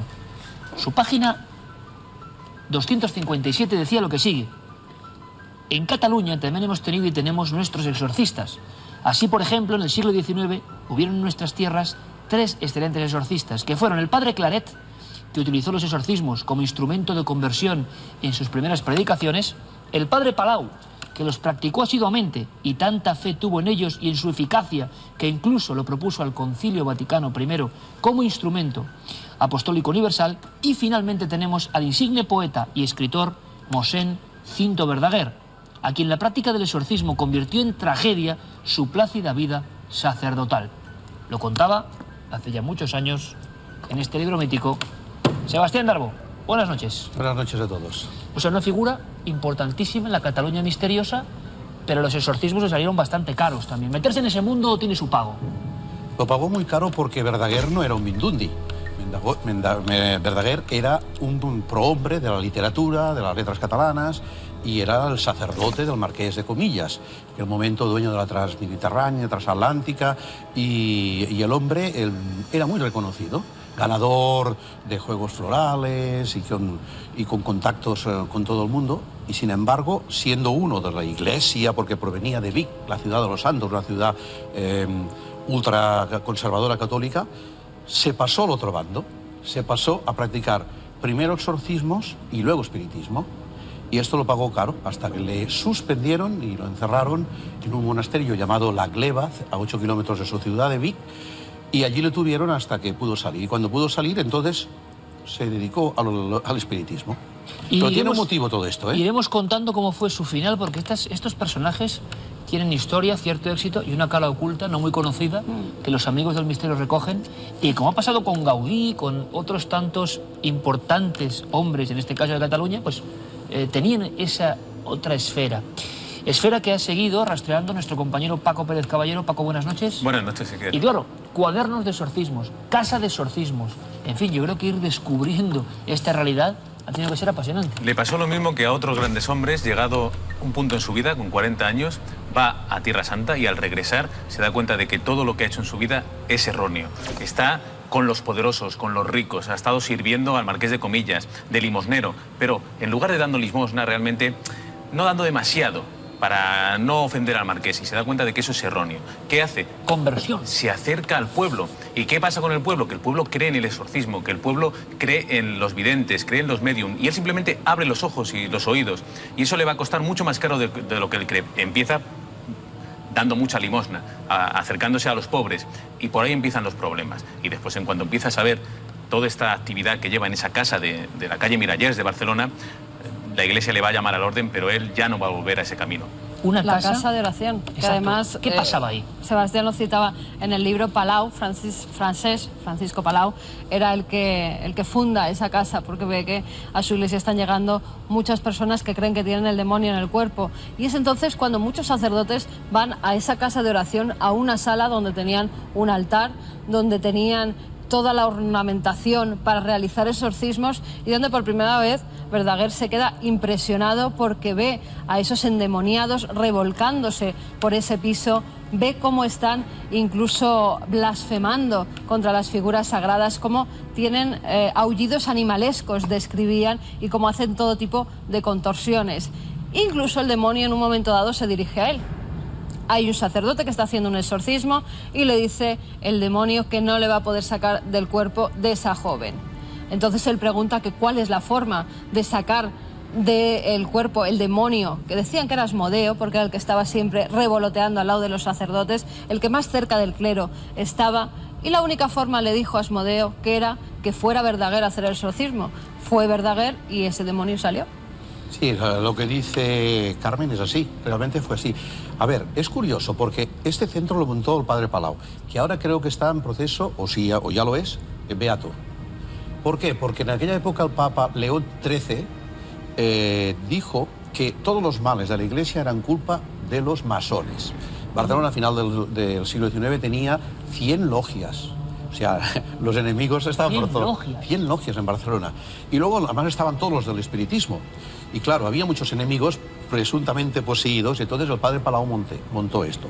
Y apareció un gran exorcista, físicamente hablando, que se llamaba Joaquín Piñol. Este Piñol era un hombre grande, muy mayor, como si fuera un guardaespaldas, y poseía mucha fuerza física, por eso sacaba demonios. Pero llegó uno, como tú bien dices, que no pudo. Dije, no, esto el único que sabe es Verdaguer. Y Verdaguer, porque el padre Piñol utilizaba un exorcismo a partir de una invocación a San Miguel, con la espada y tal. Y Verdaguer era más técnico, y utilizaba el ritual romanum que obligaba a Roma. Y entonces, sí, este empezó a funcionar, y se dio cuenta enseguida que... Porque claro, aquí hay otra historia que es muy misteriosa, y es que el centro ellos le llamaban de tratamiento de posesos, centro de exorcismos, del carrer Miralles número 7, era de un médico. Era el doctor Parés. Quizá este doctor Parés, las enfermedades que no podía explicar, pensó, es que están posesos. Pero tenemos un caso único, por lo tanto, de centro de exorcismos en España. Sí.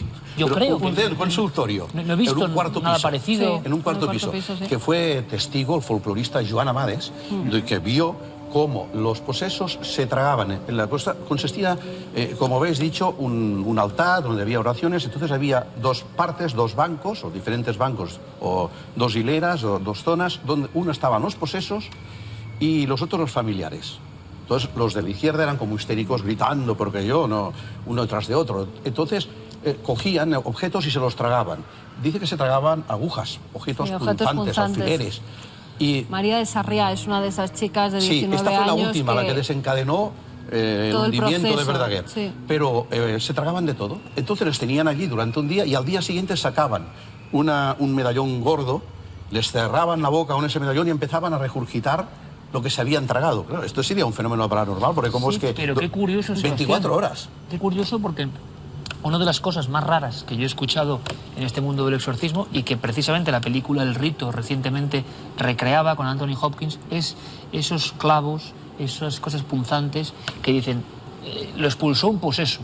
Y uno dice, hombre, aquí lo tuvimos. Gabriel Amor nos lo Gabriel trajo. Amor, desde el Vaticano, nos trajo una especie de bol lleno de clavos de agujas, de cosas punzantes, y tú dices, ¿esto por qué?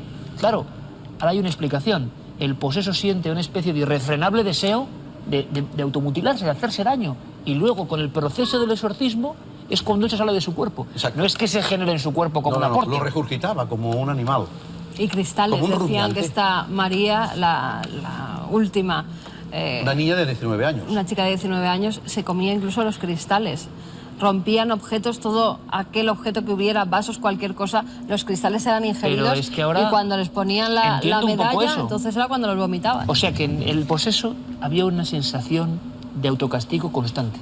Sí, pero permanente. fíjate que un hombre de letras, un hombre ilustrado, llega a creer firmemente en eso. Un hombre que cree en Dios, que cree en el demonio, entra en esta casa de la calle Mirallers, llamado porque no pueden sacar a un demonio, él va y ve cómo esa chica mejora. Por eso él empieza a creer en todo eso, y empieza a prestar oídos e intenta que el obispo de Vic escuche sus razones. De hecho, él, cuando le mandan a la gleba, no le dicen que es un exilio, pero realmente le dicen, bueno, vete a descansar, que estás allí diciendo ya unas cosas que nosotros no podemos hacer. Se lo quitaron por loco. Dice, claro, exacto, llegan a usted está acusarle de loco. loco. Él Fuera. mismo luego se acaba defendiendo y diciendo que le están llamando de loco. Y él, en ese santuario donde permanece 2 años, luego se escapará. Pero durante esos 2 años llega a escribir, por ejemplo, un poema que se menciona incluso en el reportaje, y en el que él mismo dice, soy un gusano.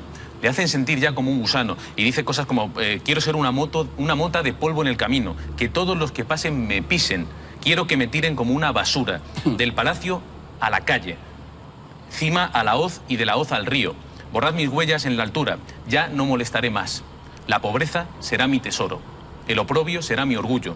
Desde hoy recogeré los vilipendios y las burlas como perlas y topacios para la corona que espero en el cielo. Él ve que está haciendo una labor que nadie más dentro de la iglesia está haciendo, y él sabe que por eso está siendo castigado, y La lo acepta. propia iglesia, que en este caso yo creo que entra dentro de su credo absolutamente, el combate con los demonios, le acusan. ¿Por qué? Porque es molesto, porque no queda bien que un individuo tan importante dentro de la órbita eclesiástica Porque esté de exorcista. corrió la voz, como había una guerra con los masones y con los espiritistas, un gran personaje, como decía Paco, se había pasado al bando opuesto. Entonces los escándalos que producía, por ejemplo, Joaquín Piñol, que este exorcista grande, mayor, este se encargaba de exorcizar a la fuerza y llevaba una gran cruz de madera aquí, que decía que tenía poderes antidiabólicos, una especie de ante el obispo. De talismán, y se presentó así ante el obispo, que bueno, luego diré lo que pasó. Entonces había el segundo, que era el padre Güell, Joaquín Güell, que tomaba nota de todo, era una especie de secretario, pero que también era el cura más joven, y luego había Albert Daguerre, que era el técnico, ¿no? Un auténtico equipo de exorcistas. Era un equipo de exorcistas. O sea, el forzudo, la fuerza física, y no lo podían dominar a veces al poseso, a la posesa, el técnico y el que tomaba nota decía lo que tenía que hacer. No, hay que aplicarle el salmo tal. O sea, había el ideólogo, el técnico y fíjate que hace mucho más daño a la iglesia Verdaguer, porque en ese momento ya de indefensión, cuando él está harto de estar en la gleba, se escapa, se va a esa casa de la familia Durán, donde hay una medium, una vidente, y empieza a escribir una serie de artículos en la prensa que él titula En defensa propia, en la que habla de todas estas cosas. Me están tratando por loco, me están diciendo que me estoy inventando unas historias de exorcismos, nadie me quiere escuchar. Y escribe además en periódicos laicos. Y contra esos artículos, la Unión Católica escribe diciendo: pobre hombre, este gran poeta ha perdido el juicio, está agotado, tiene fatiga cerebral y por eso está diciendo estas cosas. Y hay una auténtica batalla. La Iglesia contra uno de esos hombres por ser exorcista. Hubo muchos médicos que además citaban que estaba completamente loco, que le habían, Exacto, sí, sí. cuando no le habían visto ni le habían auscultado en la vida. Y sus textos daban tienen una coherencia informes absoluta. diciendo que estaba ido de la cabeza, que no podían creer nada de lo que decía este pobre hombre, que al contrario. Y lo de la Iglesia lo que hace es apartarle también con una excusa, que no tiene la autorización para realizar los exorcismos. La burocracia. Exactamente. La génesis de todo esto empieza cuando él es el capellán de la Transmediterránea o la Transatlántica. Él hace, como decía él, hace viajes a Cuba, creo que son 9. Sí, sí. Pero es que él hace una cruz espiritual, va a Rusia, va al norte, va al sur, va a Marruecos, que no existía Marruecos, Tánger, todo aquello, va al oeste, va a la Tierra Santa, y va al este, y luego al oeste va a Cuba. En Cuba él toma contacto con los yorubas, esto se sabe, con la santería, y se da cuenta de que hay otros dioses que también están poseídos, otros enfermos, y luego incluso con el vudú. Y cuando él ya vuelve renovado, dice que era un hombre nuevo, ya no era el que había salido del seminario de Vic. Claro. Entonces, y ve que hay otro mundo, el mundo espiritual, y se mete en todo esto. Lo que sucede es que esto se podría haber negado si no hubiera sido que el padre Güell tomó nota de todo y había las libretas de Verdaguer. Fue el notario un poco, ¿no? Sí, los cuadernos de exorcismos. Sí, 4 libretas. Y sus visiones, que tenía visiones también. Sí, sí. No Sí. solamente lo que Con veían los visiones, es exorcismos, verdad. sino que también Es tenía un visiones. historión. ¿Cómo se hace una Entonces, película de esto, Sebastián? Sí, teníamos que hacerla. Pues cuando se dan cuenta de todo esto, les llama el obispo de Barcelona, Josep Català y Albosa, y dice: que vengan aquí. Se presenta primero el padre Piñol, el grande, con la cruz, sí. Y no se quiere desprender de ella, y el padre Piñol desaparece. ¿Dónde lo meten? No lo sé. Se presenta, no da nada, o sea, no quiere saber nada. Se presenta el padre Verdaguer, el Monsensinto Verdaguer, y este dice, que es lo que él cree que tiene que hacer para ayudar al pueblo, tal y cual, y le detienen, se lo llevan a la gleba y le marginan, ¿no? No podía ya practicar el sacerdocio, y sus libretas desaparecen. Al parecer algunas han quedado. Y luego llega el padre Güell, el Joaquín Güell, que este es el colaborador, y les entrega todos los alfileres y todos los objetos punzantes que luego también desaparecen. O sea, el obispado se preocupa de que desaparezca todo, pero claro, hay un testimonio. Y que el obispado tiene ocultos durante años. Sí, esos sí. cuadernos de exorcismos los tiene ocultos durante años. Incluso llegan a estar parte de ellos en el Archivo Secreto Vaticano. Tú fíjate hasta dónde llega la historia de Verdaguer, porque llega hasta Roma. El Papa está enterado de todo esto, de lo que está pasando, de que hay que apartar a este hombre porque empieza a ser muy sonado, porque además el pueblo... Hay revoluciones en dentro la de la prensa Iglesia. le apoyaban todos. En la prensa el pueblo le apoya por completo. Y es solamente la Iglesia la que lo quiere retirar. Y le asfixian, ¿Qué pasa con él? Acaban dejándolo. Él incluso se lamenta en algunos de sus escritos: al final voy a acabar dando la razón a todas esas personas que me tildan de loco porque ya no sé qué hacer. Se queda sin la posibilidad, como decía Sebastián, de dar misa, una de las cosas por las que él puede cobrar y ganar algo de dinero, ¿no? Y está en la más absoluta pobreza. Es una especie de encarcelamiento eclesiástico. Exacto. Y cuando regresa y está en la familia Durán, peor, porque aún es más perseguido, aún es más vilipendiado. Finalmente, él tiene que viajar a Madrid, y es en el Escorial donde los monjes agustinos y el obispo de Madrid interceden por él, y él hace un artículo retractándose de todo y consigue que le vuelvan a admitir, y va a la iglesia de Belén. Fíjate qué ironía, la iglesia de Belén, que está en la Rambla, justo enfrente de donde él ha empezado toda su historia, en el Palacio Moja, donde estaba de limosnero del Marqués de Comillas. Él incluso llegará a decir: todo esto que me ha pasado, todo este lío, para al final cruzar la Rambla. Realmente una vida llena de sufrimiento, y que él cree al final de su vida que ha estado justificado, porque no es que sea un mártir, pero realmente él ha ofrecido su vida al pueblo, que es lo que él quería hacer. ¿Y el espiritismo, Sebastián? Sí, es que en aquel momento el espiritismo estaba en auge en Barcelona, finales del siglo XIX, y desde Gracia hacia abajo pues se practicaba mucho. Y cuando él se dedicó al espiritismo con la viuda de Durán, él llegó a decir que había visto almas que salían de la persona y eran informaban el cuerpo de un gato, o sea, el alma era tragada por un gato. Desde aquel momento, y además lo dijo públicamente al propio Marqués de Comillas, se lo dijo. A partir de esto, algo que llegó a las hijas. La hija, a partir de entonces, tuvo adversión a los gatos. Pero la gente, pues estos gatos es verdad, es lo de las brujas. Estos gatos son malignos, son maléficos. O sea, él influyó mucho a esa mala imagen de los gatos, sobre todo los negros, porque él dijo que lo había visto, ¿no? Hay otra historia con los marqueses de Comillas que también pudieron colaborar a ese apartamiento de Verdaguer, y es que parece ser que no podían tener hijos. Y llega un momento en el que Verdaguer le dice, con toda su buena voluntad, a la señora que quizá está llamada a ser santa, que ella tiene algo en su interior que quizá pues está llamada a otras cosas, no a ser madre. Y eso lo interpreta el marqués como un intento de Verdaguer de romper el matrimonio, de separarlos. Y eso puede colaborar que en un primer momento, antes de mandarla a un convento, de decirle que fuera a un convento, la había intentado exorcizar porque creía que tenía algo malo en el cuerpo. Y también el marqués se lo tomaba como... Lógicamente le empiezan a tener cierto respeto porque, entre otras cosas, son muy católicos, están muy de ese lado de la Iglesia ortodoxa, y todas estas cosas que empiezan a decir Verdaguer pues son demasiado heterodoxas para que ellos lo comprendan, y tienen miedo de que incluso manche a la Casa de Comillas. Empalmando con lo que habéis preguntado antes, Verdaguer tenía sus habitaciones y su cargo en el Palau Moya, que es bajando por las Ramblas a mano izquierda. Bajando a la derecha, enfrente, está todavía la parroquia de Belén. Por el centro pasa el río de Sota, el río subterráneo que son las Ramblas, y es un lugar de zonas telúricas. Entonces, cuando a él le colocan en esa iglesia, al parecer habían fenómenos paranormales, porque en el siglo XX allí fue a parar otro sacerdote que era esotérico, que se llamaba Salvador Martínez, que yo le conocí, y que era un cura, pero además era esotérico. O sea, le podías ver en los congresos de parapsicología, de ovnis, de ocultismo, y también le encargaron de esa iglesia. O sea, ¿qué tiene esta iglesia que ese tipo de gente lo mandan aquí, en la parroquia de Belén? ¿Lo hace adrede el obispo o es que a todos los curas heterodoxos? Sí, no se sabe por qué. Es el destino. Pues Sebastián Darbó, con su buen tino habitual, nos deja ahí un misterio pendiente, ¿no?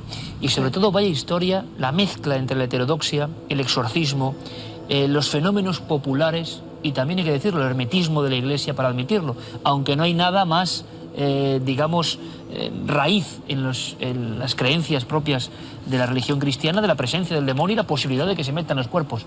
Esta historia, como siempre me ocurre, ¿cuántos guionistas, cuántas películas podían hacerse? Los cuadernos de exorcismo, el equipo de exorcistas, las peleas con la propia cúpula eclesiástica, y un final un tanto triste, ¿no? De una persona que es 52 años, además, muy joven. Absolutamente masacrado, ¿no? En ese tiempo, por defender algo que estaba viendo con sus propios ojos. Sin duda será un motivo de investigación, y también esa iglesia que ha mencionado Sebastián Darbó.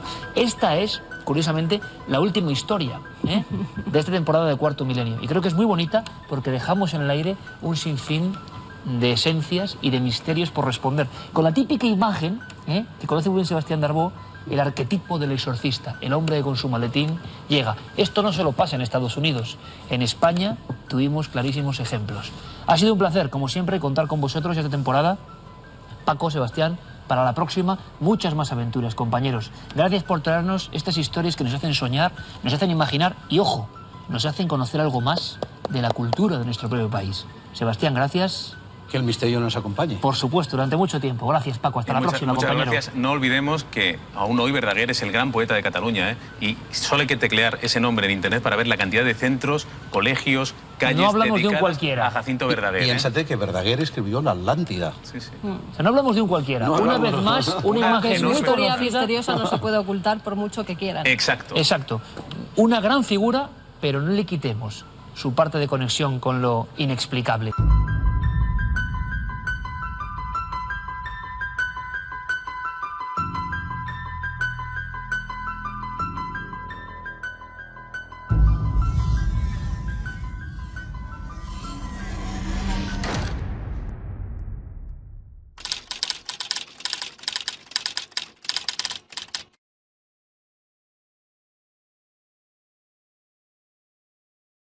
Los comienzos de la historia de los ovnis en España están firmemente unidos a varios religiosos.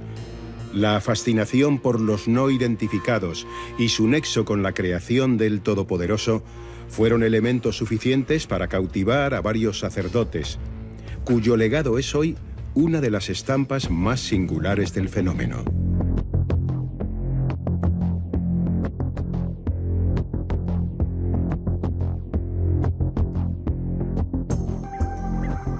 Nacido en Manila, hijo de padres exiliados por las guerras carlistas, el padre Antonio Felices Castillo vivió la Segunda Guerra Mundial en el lejano Oriente, en pleno corazón del conflicto. Allí tomó los hábitos de la Orden de los Dominicos y pronto, en pleno conflicto bélico, durante su estancia en un campo de concentración, comenzó a tener sus primeras experiencias con las extrañas luces del cielo. Pues es un recuerdo inolvidable, porque este hombre vivió desde que vino de Hong Kong, donde estudió su carrera eclesiástica, después estuvo de misionero en Vietnam y más tarde en Ceilán, varios años. Después le destinaron a España.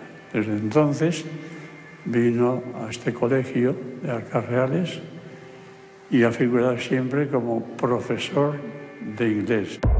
A su llegada a la fría y recia Castilla en la Navidad del año 1959, una vez asentado en el Colegio de las Arcas Reales de Valladolid, el padre Felices retomó su interés por los ovnis gracias a un libro, Los platillos volantes ante la razón y la ciencia, del también sacerdote vallisoletano Severino Machado. Allí comenzó a recopilar los casos que llegaban a sus oídos por parte de alumnos del colegio, amigos e incluso otros religiosos. El dominico se convirtió en uno de los grandes ufólogos españoles. Con su sotana, su cuaderno de campo y todo el entusiasmo del mundo, el padre Felices comenzó a recorrer los pueblos de Castilla, entrevistando a personas que habían sido testigos del fenómeno ovni. Su espíritu había sido cautivado y por eso dedicó su vida a encontrar una respuesta más allá de la religión, una respuesta cósmica más allá de las estrellas. Pero el destino le tenía reservada una gran sorpresa. Tuvo que esperar a septiembre del año 1965 para poder plantar cara al escurridizo fenómeno ovni. Hace más de 4 décadas no había internet y la comunicación entre los ufólogos se reducía a unas pocas cartas. Luego esas investigaciones aparecían publicadas en libros, algunos de ellos hoy verdaderos clásicos como este, Platillos volantes ante la cámara, de Antonio Rivera. En una de sus páginas, el padre Antonio Felices publicó un dibujo de un caso del que él fue testigo. Valladolid, 16 de septiembre de 1965. Valladolid celebraba aquel día las fiestas locales de San Mateo. A las 5:30 de la tarde de ese jueves, el diestro Paco Camino toreaba en la plaza de toros de la ciudad. Pero como señaló el corresponsal de la revista Semana, pocos eran los que seguían su faena sobre el albero. Desde las 4 de la tarde, un extraño objeto de aspecto brillante y de forma triangular pendulaba en la vertical de la ciudad, lanzando grandes destellos de luz. El objeto fue divisado desde Palencia hasta la provincia de Segovia. La gente se subía a las terrazas o se agolpaba en la Plaza Mayor para observarlo. El padre Felices observó el objeto con detenimiento desde el Colegio de las Arcas Reales. Pues estaba yo en la iglesia porque estaban en obras y habían roto un confesionario. Entonces era el sacristán, el encargado de la iglesia. Fui allí y estaba viendo cuando vino el hermano y dice, oye, hay una cosa rara en el cielo, ven a verlo. Salgo y me encuentro con ese aparato tan grande que me parece que estaba a 23.000 metros de altura. Tenemos un telescopio grande en el laboratorio, lo montamos sobre una mesa aquí y entonces le enfocamos y se veía perfectamente bien. Y era una cosa realmente enorme. Era del color del pavonado de los metales, de las armas. Ese era el color. Y tenía una enorme panza debajo. Y estaba oscilando poco a poco así, como si estuviera flotando en el aire. Y inmediatamente después, bueno, estuvo así desde las 4 hasta las 8. A las 8 de repente subió y desapareció a una velocidad vertiginosa. En aquellos días finales del verano del año 1965 fueron muy numerosas las llamadas de vecinos alarmados de Valladolid que preguntaban qué era aquel objeto. Esa fue la razón por la que Eliodoro Carrión salió desde este aeropuerto de Villanubla en su avioneta Bonanza, literalmente a la caza de un ovni triangular.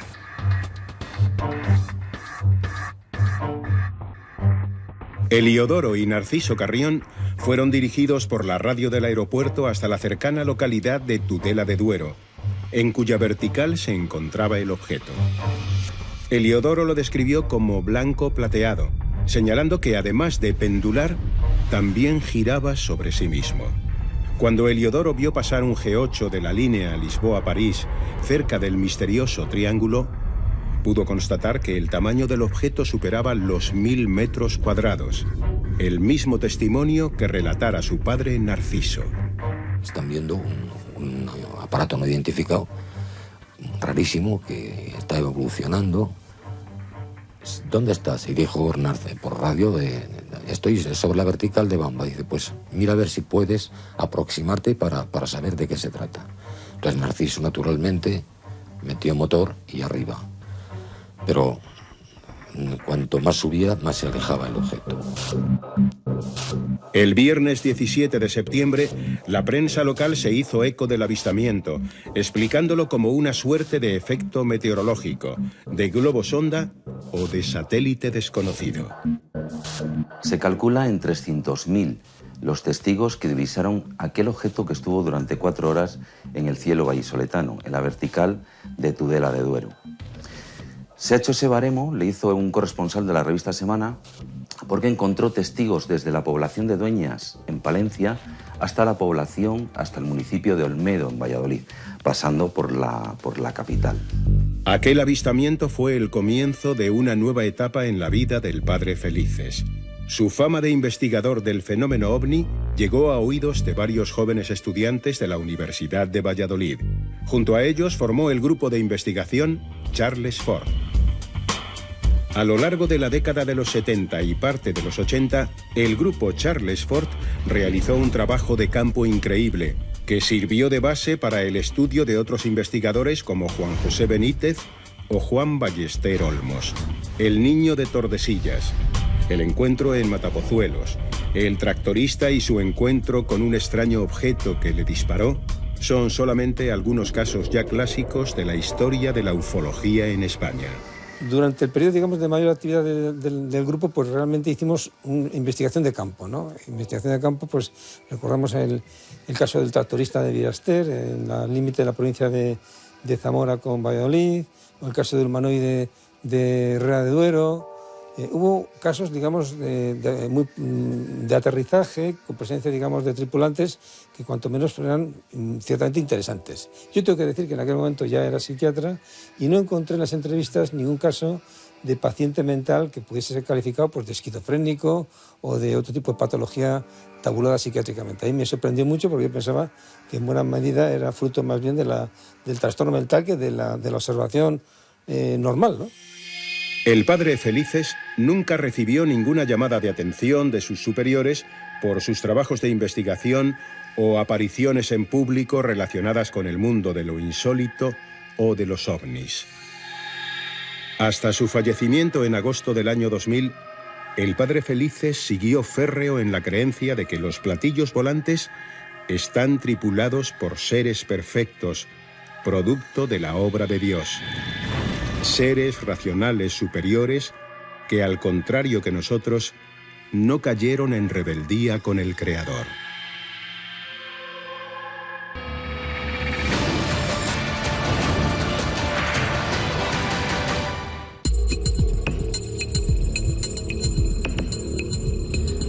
Las dos últimas imágenes de esta temporada en Cuarto Milenio. ¿Qué traerán? ¿Qué misterio llevan adosado? Vamos a comprobarlo. El primero es un invitado bien curioso, una entidad desconocida, un efecto. Vamos a verlo. La primera fotografía nos llega desde Málaga. Eva Paredes López nos la enviaba. Decía que bueno, era un día de tormenta, por eso vemos todas estas lucecitas que vemos por aquí, ya lo hemos explicado en muchas ocasiones, son orbes. Cuando hay un fenómeno meteorológico, cuando hay polvo en suspensión, el flash de las cámaras lo que hace es crear esta especie de bolitas que para algunos son energías. Pero de repente ahí abajo... Ahí hay algo. Mira, ahí lo tenemos. Ahí hay algo. Ella quería fotografiar un rayo, pero no se pensaba que iba a captar. ¿Qué es esto? ¿Un ser de otro mundo? Un androide. ¿Un ser volador? ¿Un robot? Pues no sabemos lo que No es. sé, pero es chulísimo, la verdad. La forma es completamente robótica, como de artilugio. Distinguimos la cabeza, unos brazos, pero, sinceramente, claro, el análisis te permite ir comprobando que puede ser casi cualquier cosa. Sí, lo que no sabemos es qué puede ser. Un ser con cara como de insecto. Porque hemos aumentado, como vemos, la fotografía. Parecía estar por encima, ¿no? Parecía estar por encima de los edificios, como flotando. ¿Qué puede ser? ¿Un cartel que anunciara algo? ¿Un muñeco? Es que no lo sabemos. Guillermo León no ha podido solucionar. Estaba a altura. Mira, esto es... claro, ahora lo veo, está flotando. Es como levitando, está en el cielo, no tan alto. Dentro de una de estas órbitas, más o menos destacado. Claro, porque todo esto nos imaginamos que esta es la ventana del edificio. Aquí vemos cómo Eva se pone a hacer la fotografía y justamente ahí... ¿Podría ser la torreta de algo? ¿Una especie como de minarete? Es lo que no sabemos. Nos daba más datos por si acaso hay alguien. Es Málaga, barrio de Huelín. Bueno, pues... Si alguien tiene identificado a este personaje, por favor, que nos escriba. 2 vías de contacto donde nos pueden enviar todas esas fotografías, vídeos que desean que analicemos. A través del correo electrónico cuartomilenio@4.com y el apartado de correos 18189 con el código postal de Madrid 28080. Sigan mandando en verano, que pasan muchas cosas. Y vamos a ver, un lugar clásico, como no puede ser de otra forma, un lugar de misterio, de dolor acumulado en la antigüedad. Un lugar como el sanatorio, preventorio. El preventorio de Aigües de Buxot, en Alicante. Desde ahí nos enviaba la fotografía Sonia. Hemos estado en este lugar, ¿verdad? Nos hemos adentrado dentro de esas grandes salas.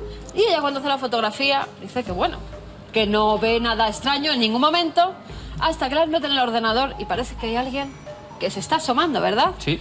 Alguien que está vigilando.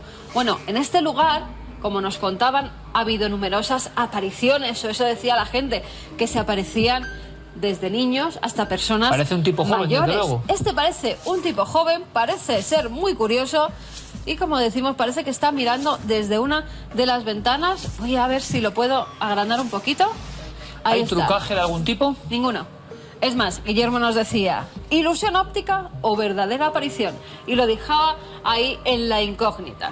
Bueno, con esta actitud hemos estado nosotros durante 40 programas. La del curioso, la de la persona que desde el umbral del conocimiento intenta otear otras dimensiones. En el fondo, en una fotografía, sea lo que sea, expresada toda nuestra maravilla ante lo que nos rodea. 40 programas que son pues más de 80 horas de televisión que hemos compartido con todos ustedes. Y les aseguro que después de 6 años, 6 temporadas en antena, siempre es más difícil sorprenderles, siempre es más difícil aportar un caso que capte su interés. La televisión en este tiempo ha cambiado muchísimo, todo es mucho más vibrante, a veces para bien, a veces yo creo que para mal. Estamos acostumbrándonos a una visión rápida, de fácil digestión, todo tiene que ser muy visual. Y nosotros a veces hacemos eso y a veces apostamos por el reposo, por el repaso también de las cosas, de los elementos. En fin, tele a nuestra forma de ver la vida, a nuestra manera de sentir el misterio. Y 40 programas en los que, se lo aseguro, hemos disfrutado mucho. Esa es la clave de este equipo, yo creo, del equipo que está ahí detrás y del equipo que estamos aquí, que somos todos una misma cosa. Hemos disfrutado y es lo más importante. Nos lo hemos pasado muy bien, a veces muy mal, contándoles cosas que casi nadie les cuenta. Y tenemos la esperanza de seguir contándolas durante mucho tiempo. Claro que sí. Además, Iker, necesitamos que la nave pare un poco, durante este verano para retomar con más fuerza una siguiente temporada y que sigamos sorprendiendo y sigamos trayendo muchos misterios a esta nave que ya es un poco de todo. Es que yo he pensado una cosa. Desde ni más ni menos septiembre del 2005, momento en que empezamos a trabajar, desde noviembre en sus pantallas, habrán sido muy pocos, quizá ninguno, los domingos, bien sea con reposiciones, bien sea con programas originales, que no hemos estado con todos ustedes. Yo empiezo a pensar, yo empiezo a imaginar empiezo a especular con el cansancio que deben sufrir por nuestra presencia, siempre contándoles nuevas cosas. ¿Y hay más temas? Claro que hay. Solo depende de la mirada, de esta curiosidad, de esta permanente sensación de estar ante cosas que no entendemos bien, pero que son muy interesantes. Bueno, pues nosotros y todo el equipo, con un poquito de asueto, poco eso sí, empezamos ya a cargar nuestros archivos, nuestras historias y a pensar en lo que puede ser el futuro. Un futuro de televisión, un futuro de conexión y un futuro de seguir pasándolo bien y mal. Las baterías de la nave también a llegar muy cargadas, Iker. Seguro que navegaremos por miles de lugares, que traeremos misterios desconocidos hasta el momento, no solo en este mundo, sino quién sabe si nos darán sorpresas los mundos que se prevé que hay ahí arriba. Muchas noticias las que nos está dando la ciencia, las que nos siguen dando la Iglesia, los mismos misterios que nos llegan de los telespectadores que siempre nos han acompañado, y yo personalmente quería darles las gracias por la acogida de esta sección. Ustedes siempre están atentos, ustedes siempre nos mandan sus fotografías. Nunca hemos tenido que tirar de archivos fotográficos, Iker, de otras revistas o de personas, porque ustedes han sido capaces de hacer esta una de las secciones estrellas del programa, y personalmente se lo agradezco. Bueno, pues sigan colaborando con nosotros, sigan haciendo que esta nave fluya por el espacio lo desconocido y sigan contribuyendo a esta historia que yo creo que es bastante ilusionante y llena sobre todo de entusiasmo. El entusiasmo como motor de la vida y motor de la nave del misterio. Que pasen un feliz verano, si es posible, sigan curiosos, asómbrense con todo lo enigmático y maravilloso que hay hasta en las más pequeñas cosas. No se dejen convencer por esos que dicen que esto qué misterio tiene. Todo tiene misterio si intentamos entenderlo, si intentamos comprender, si intentamos ser sinceros con el auténtico enigma de la vida. Les esperamos, claro que sí, seguiremos surcando el espacio con todos ustedes. Hasta la próxima temporada, amigos.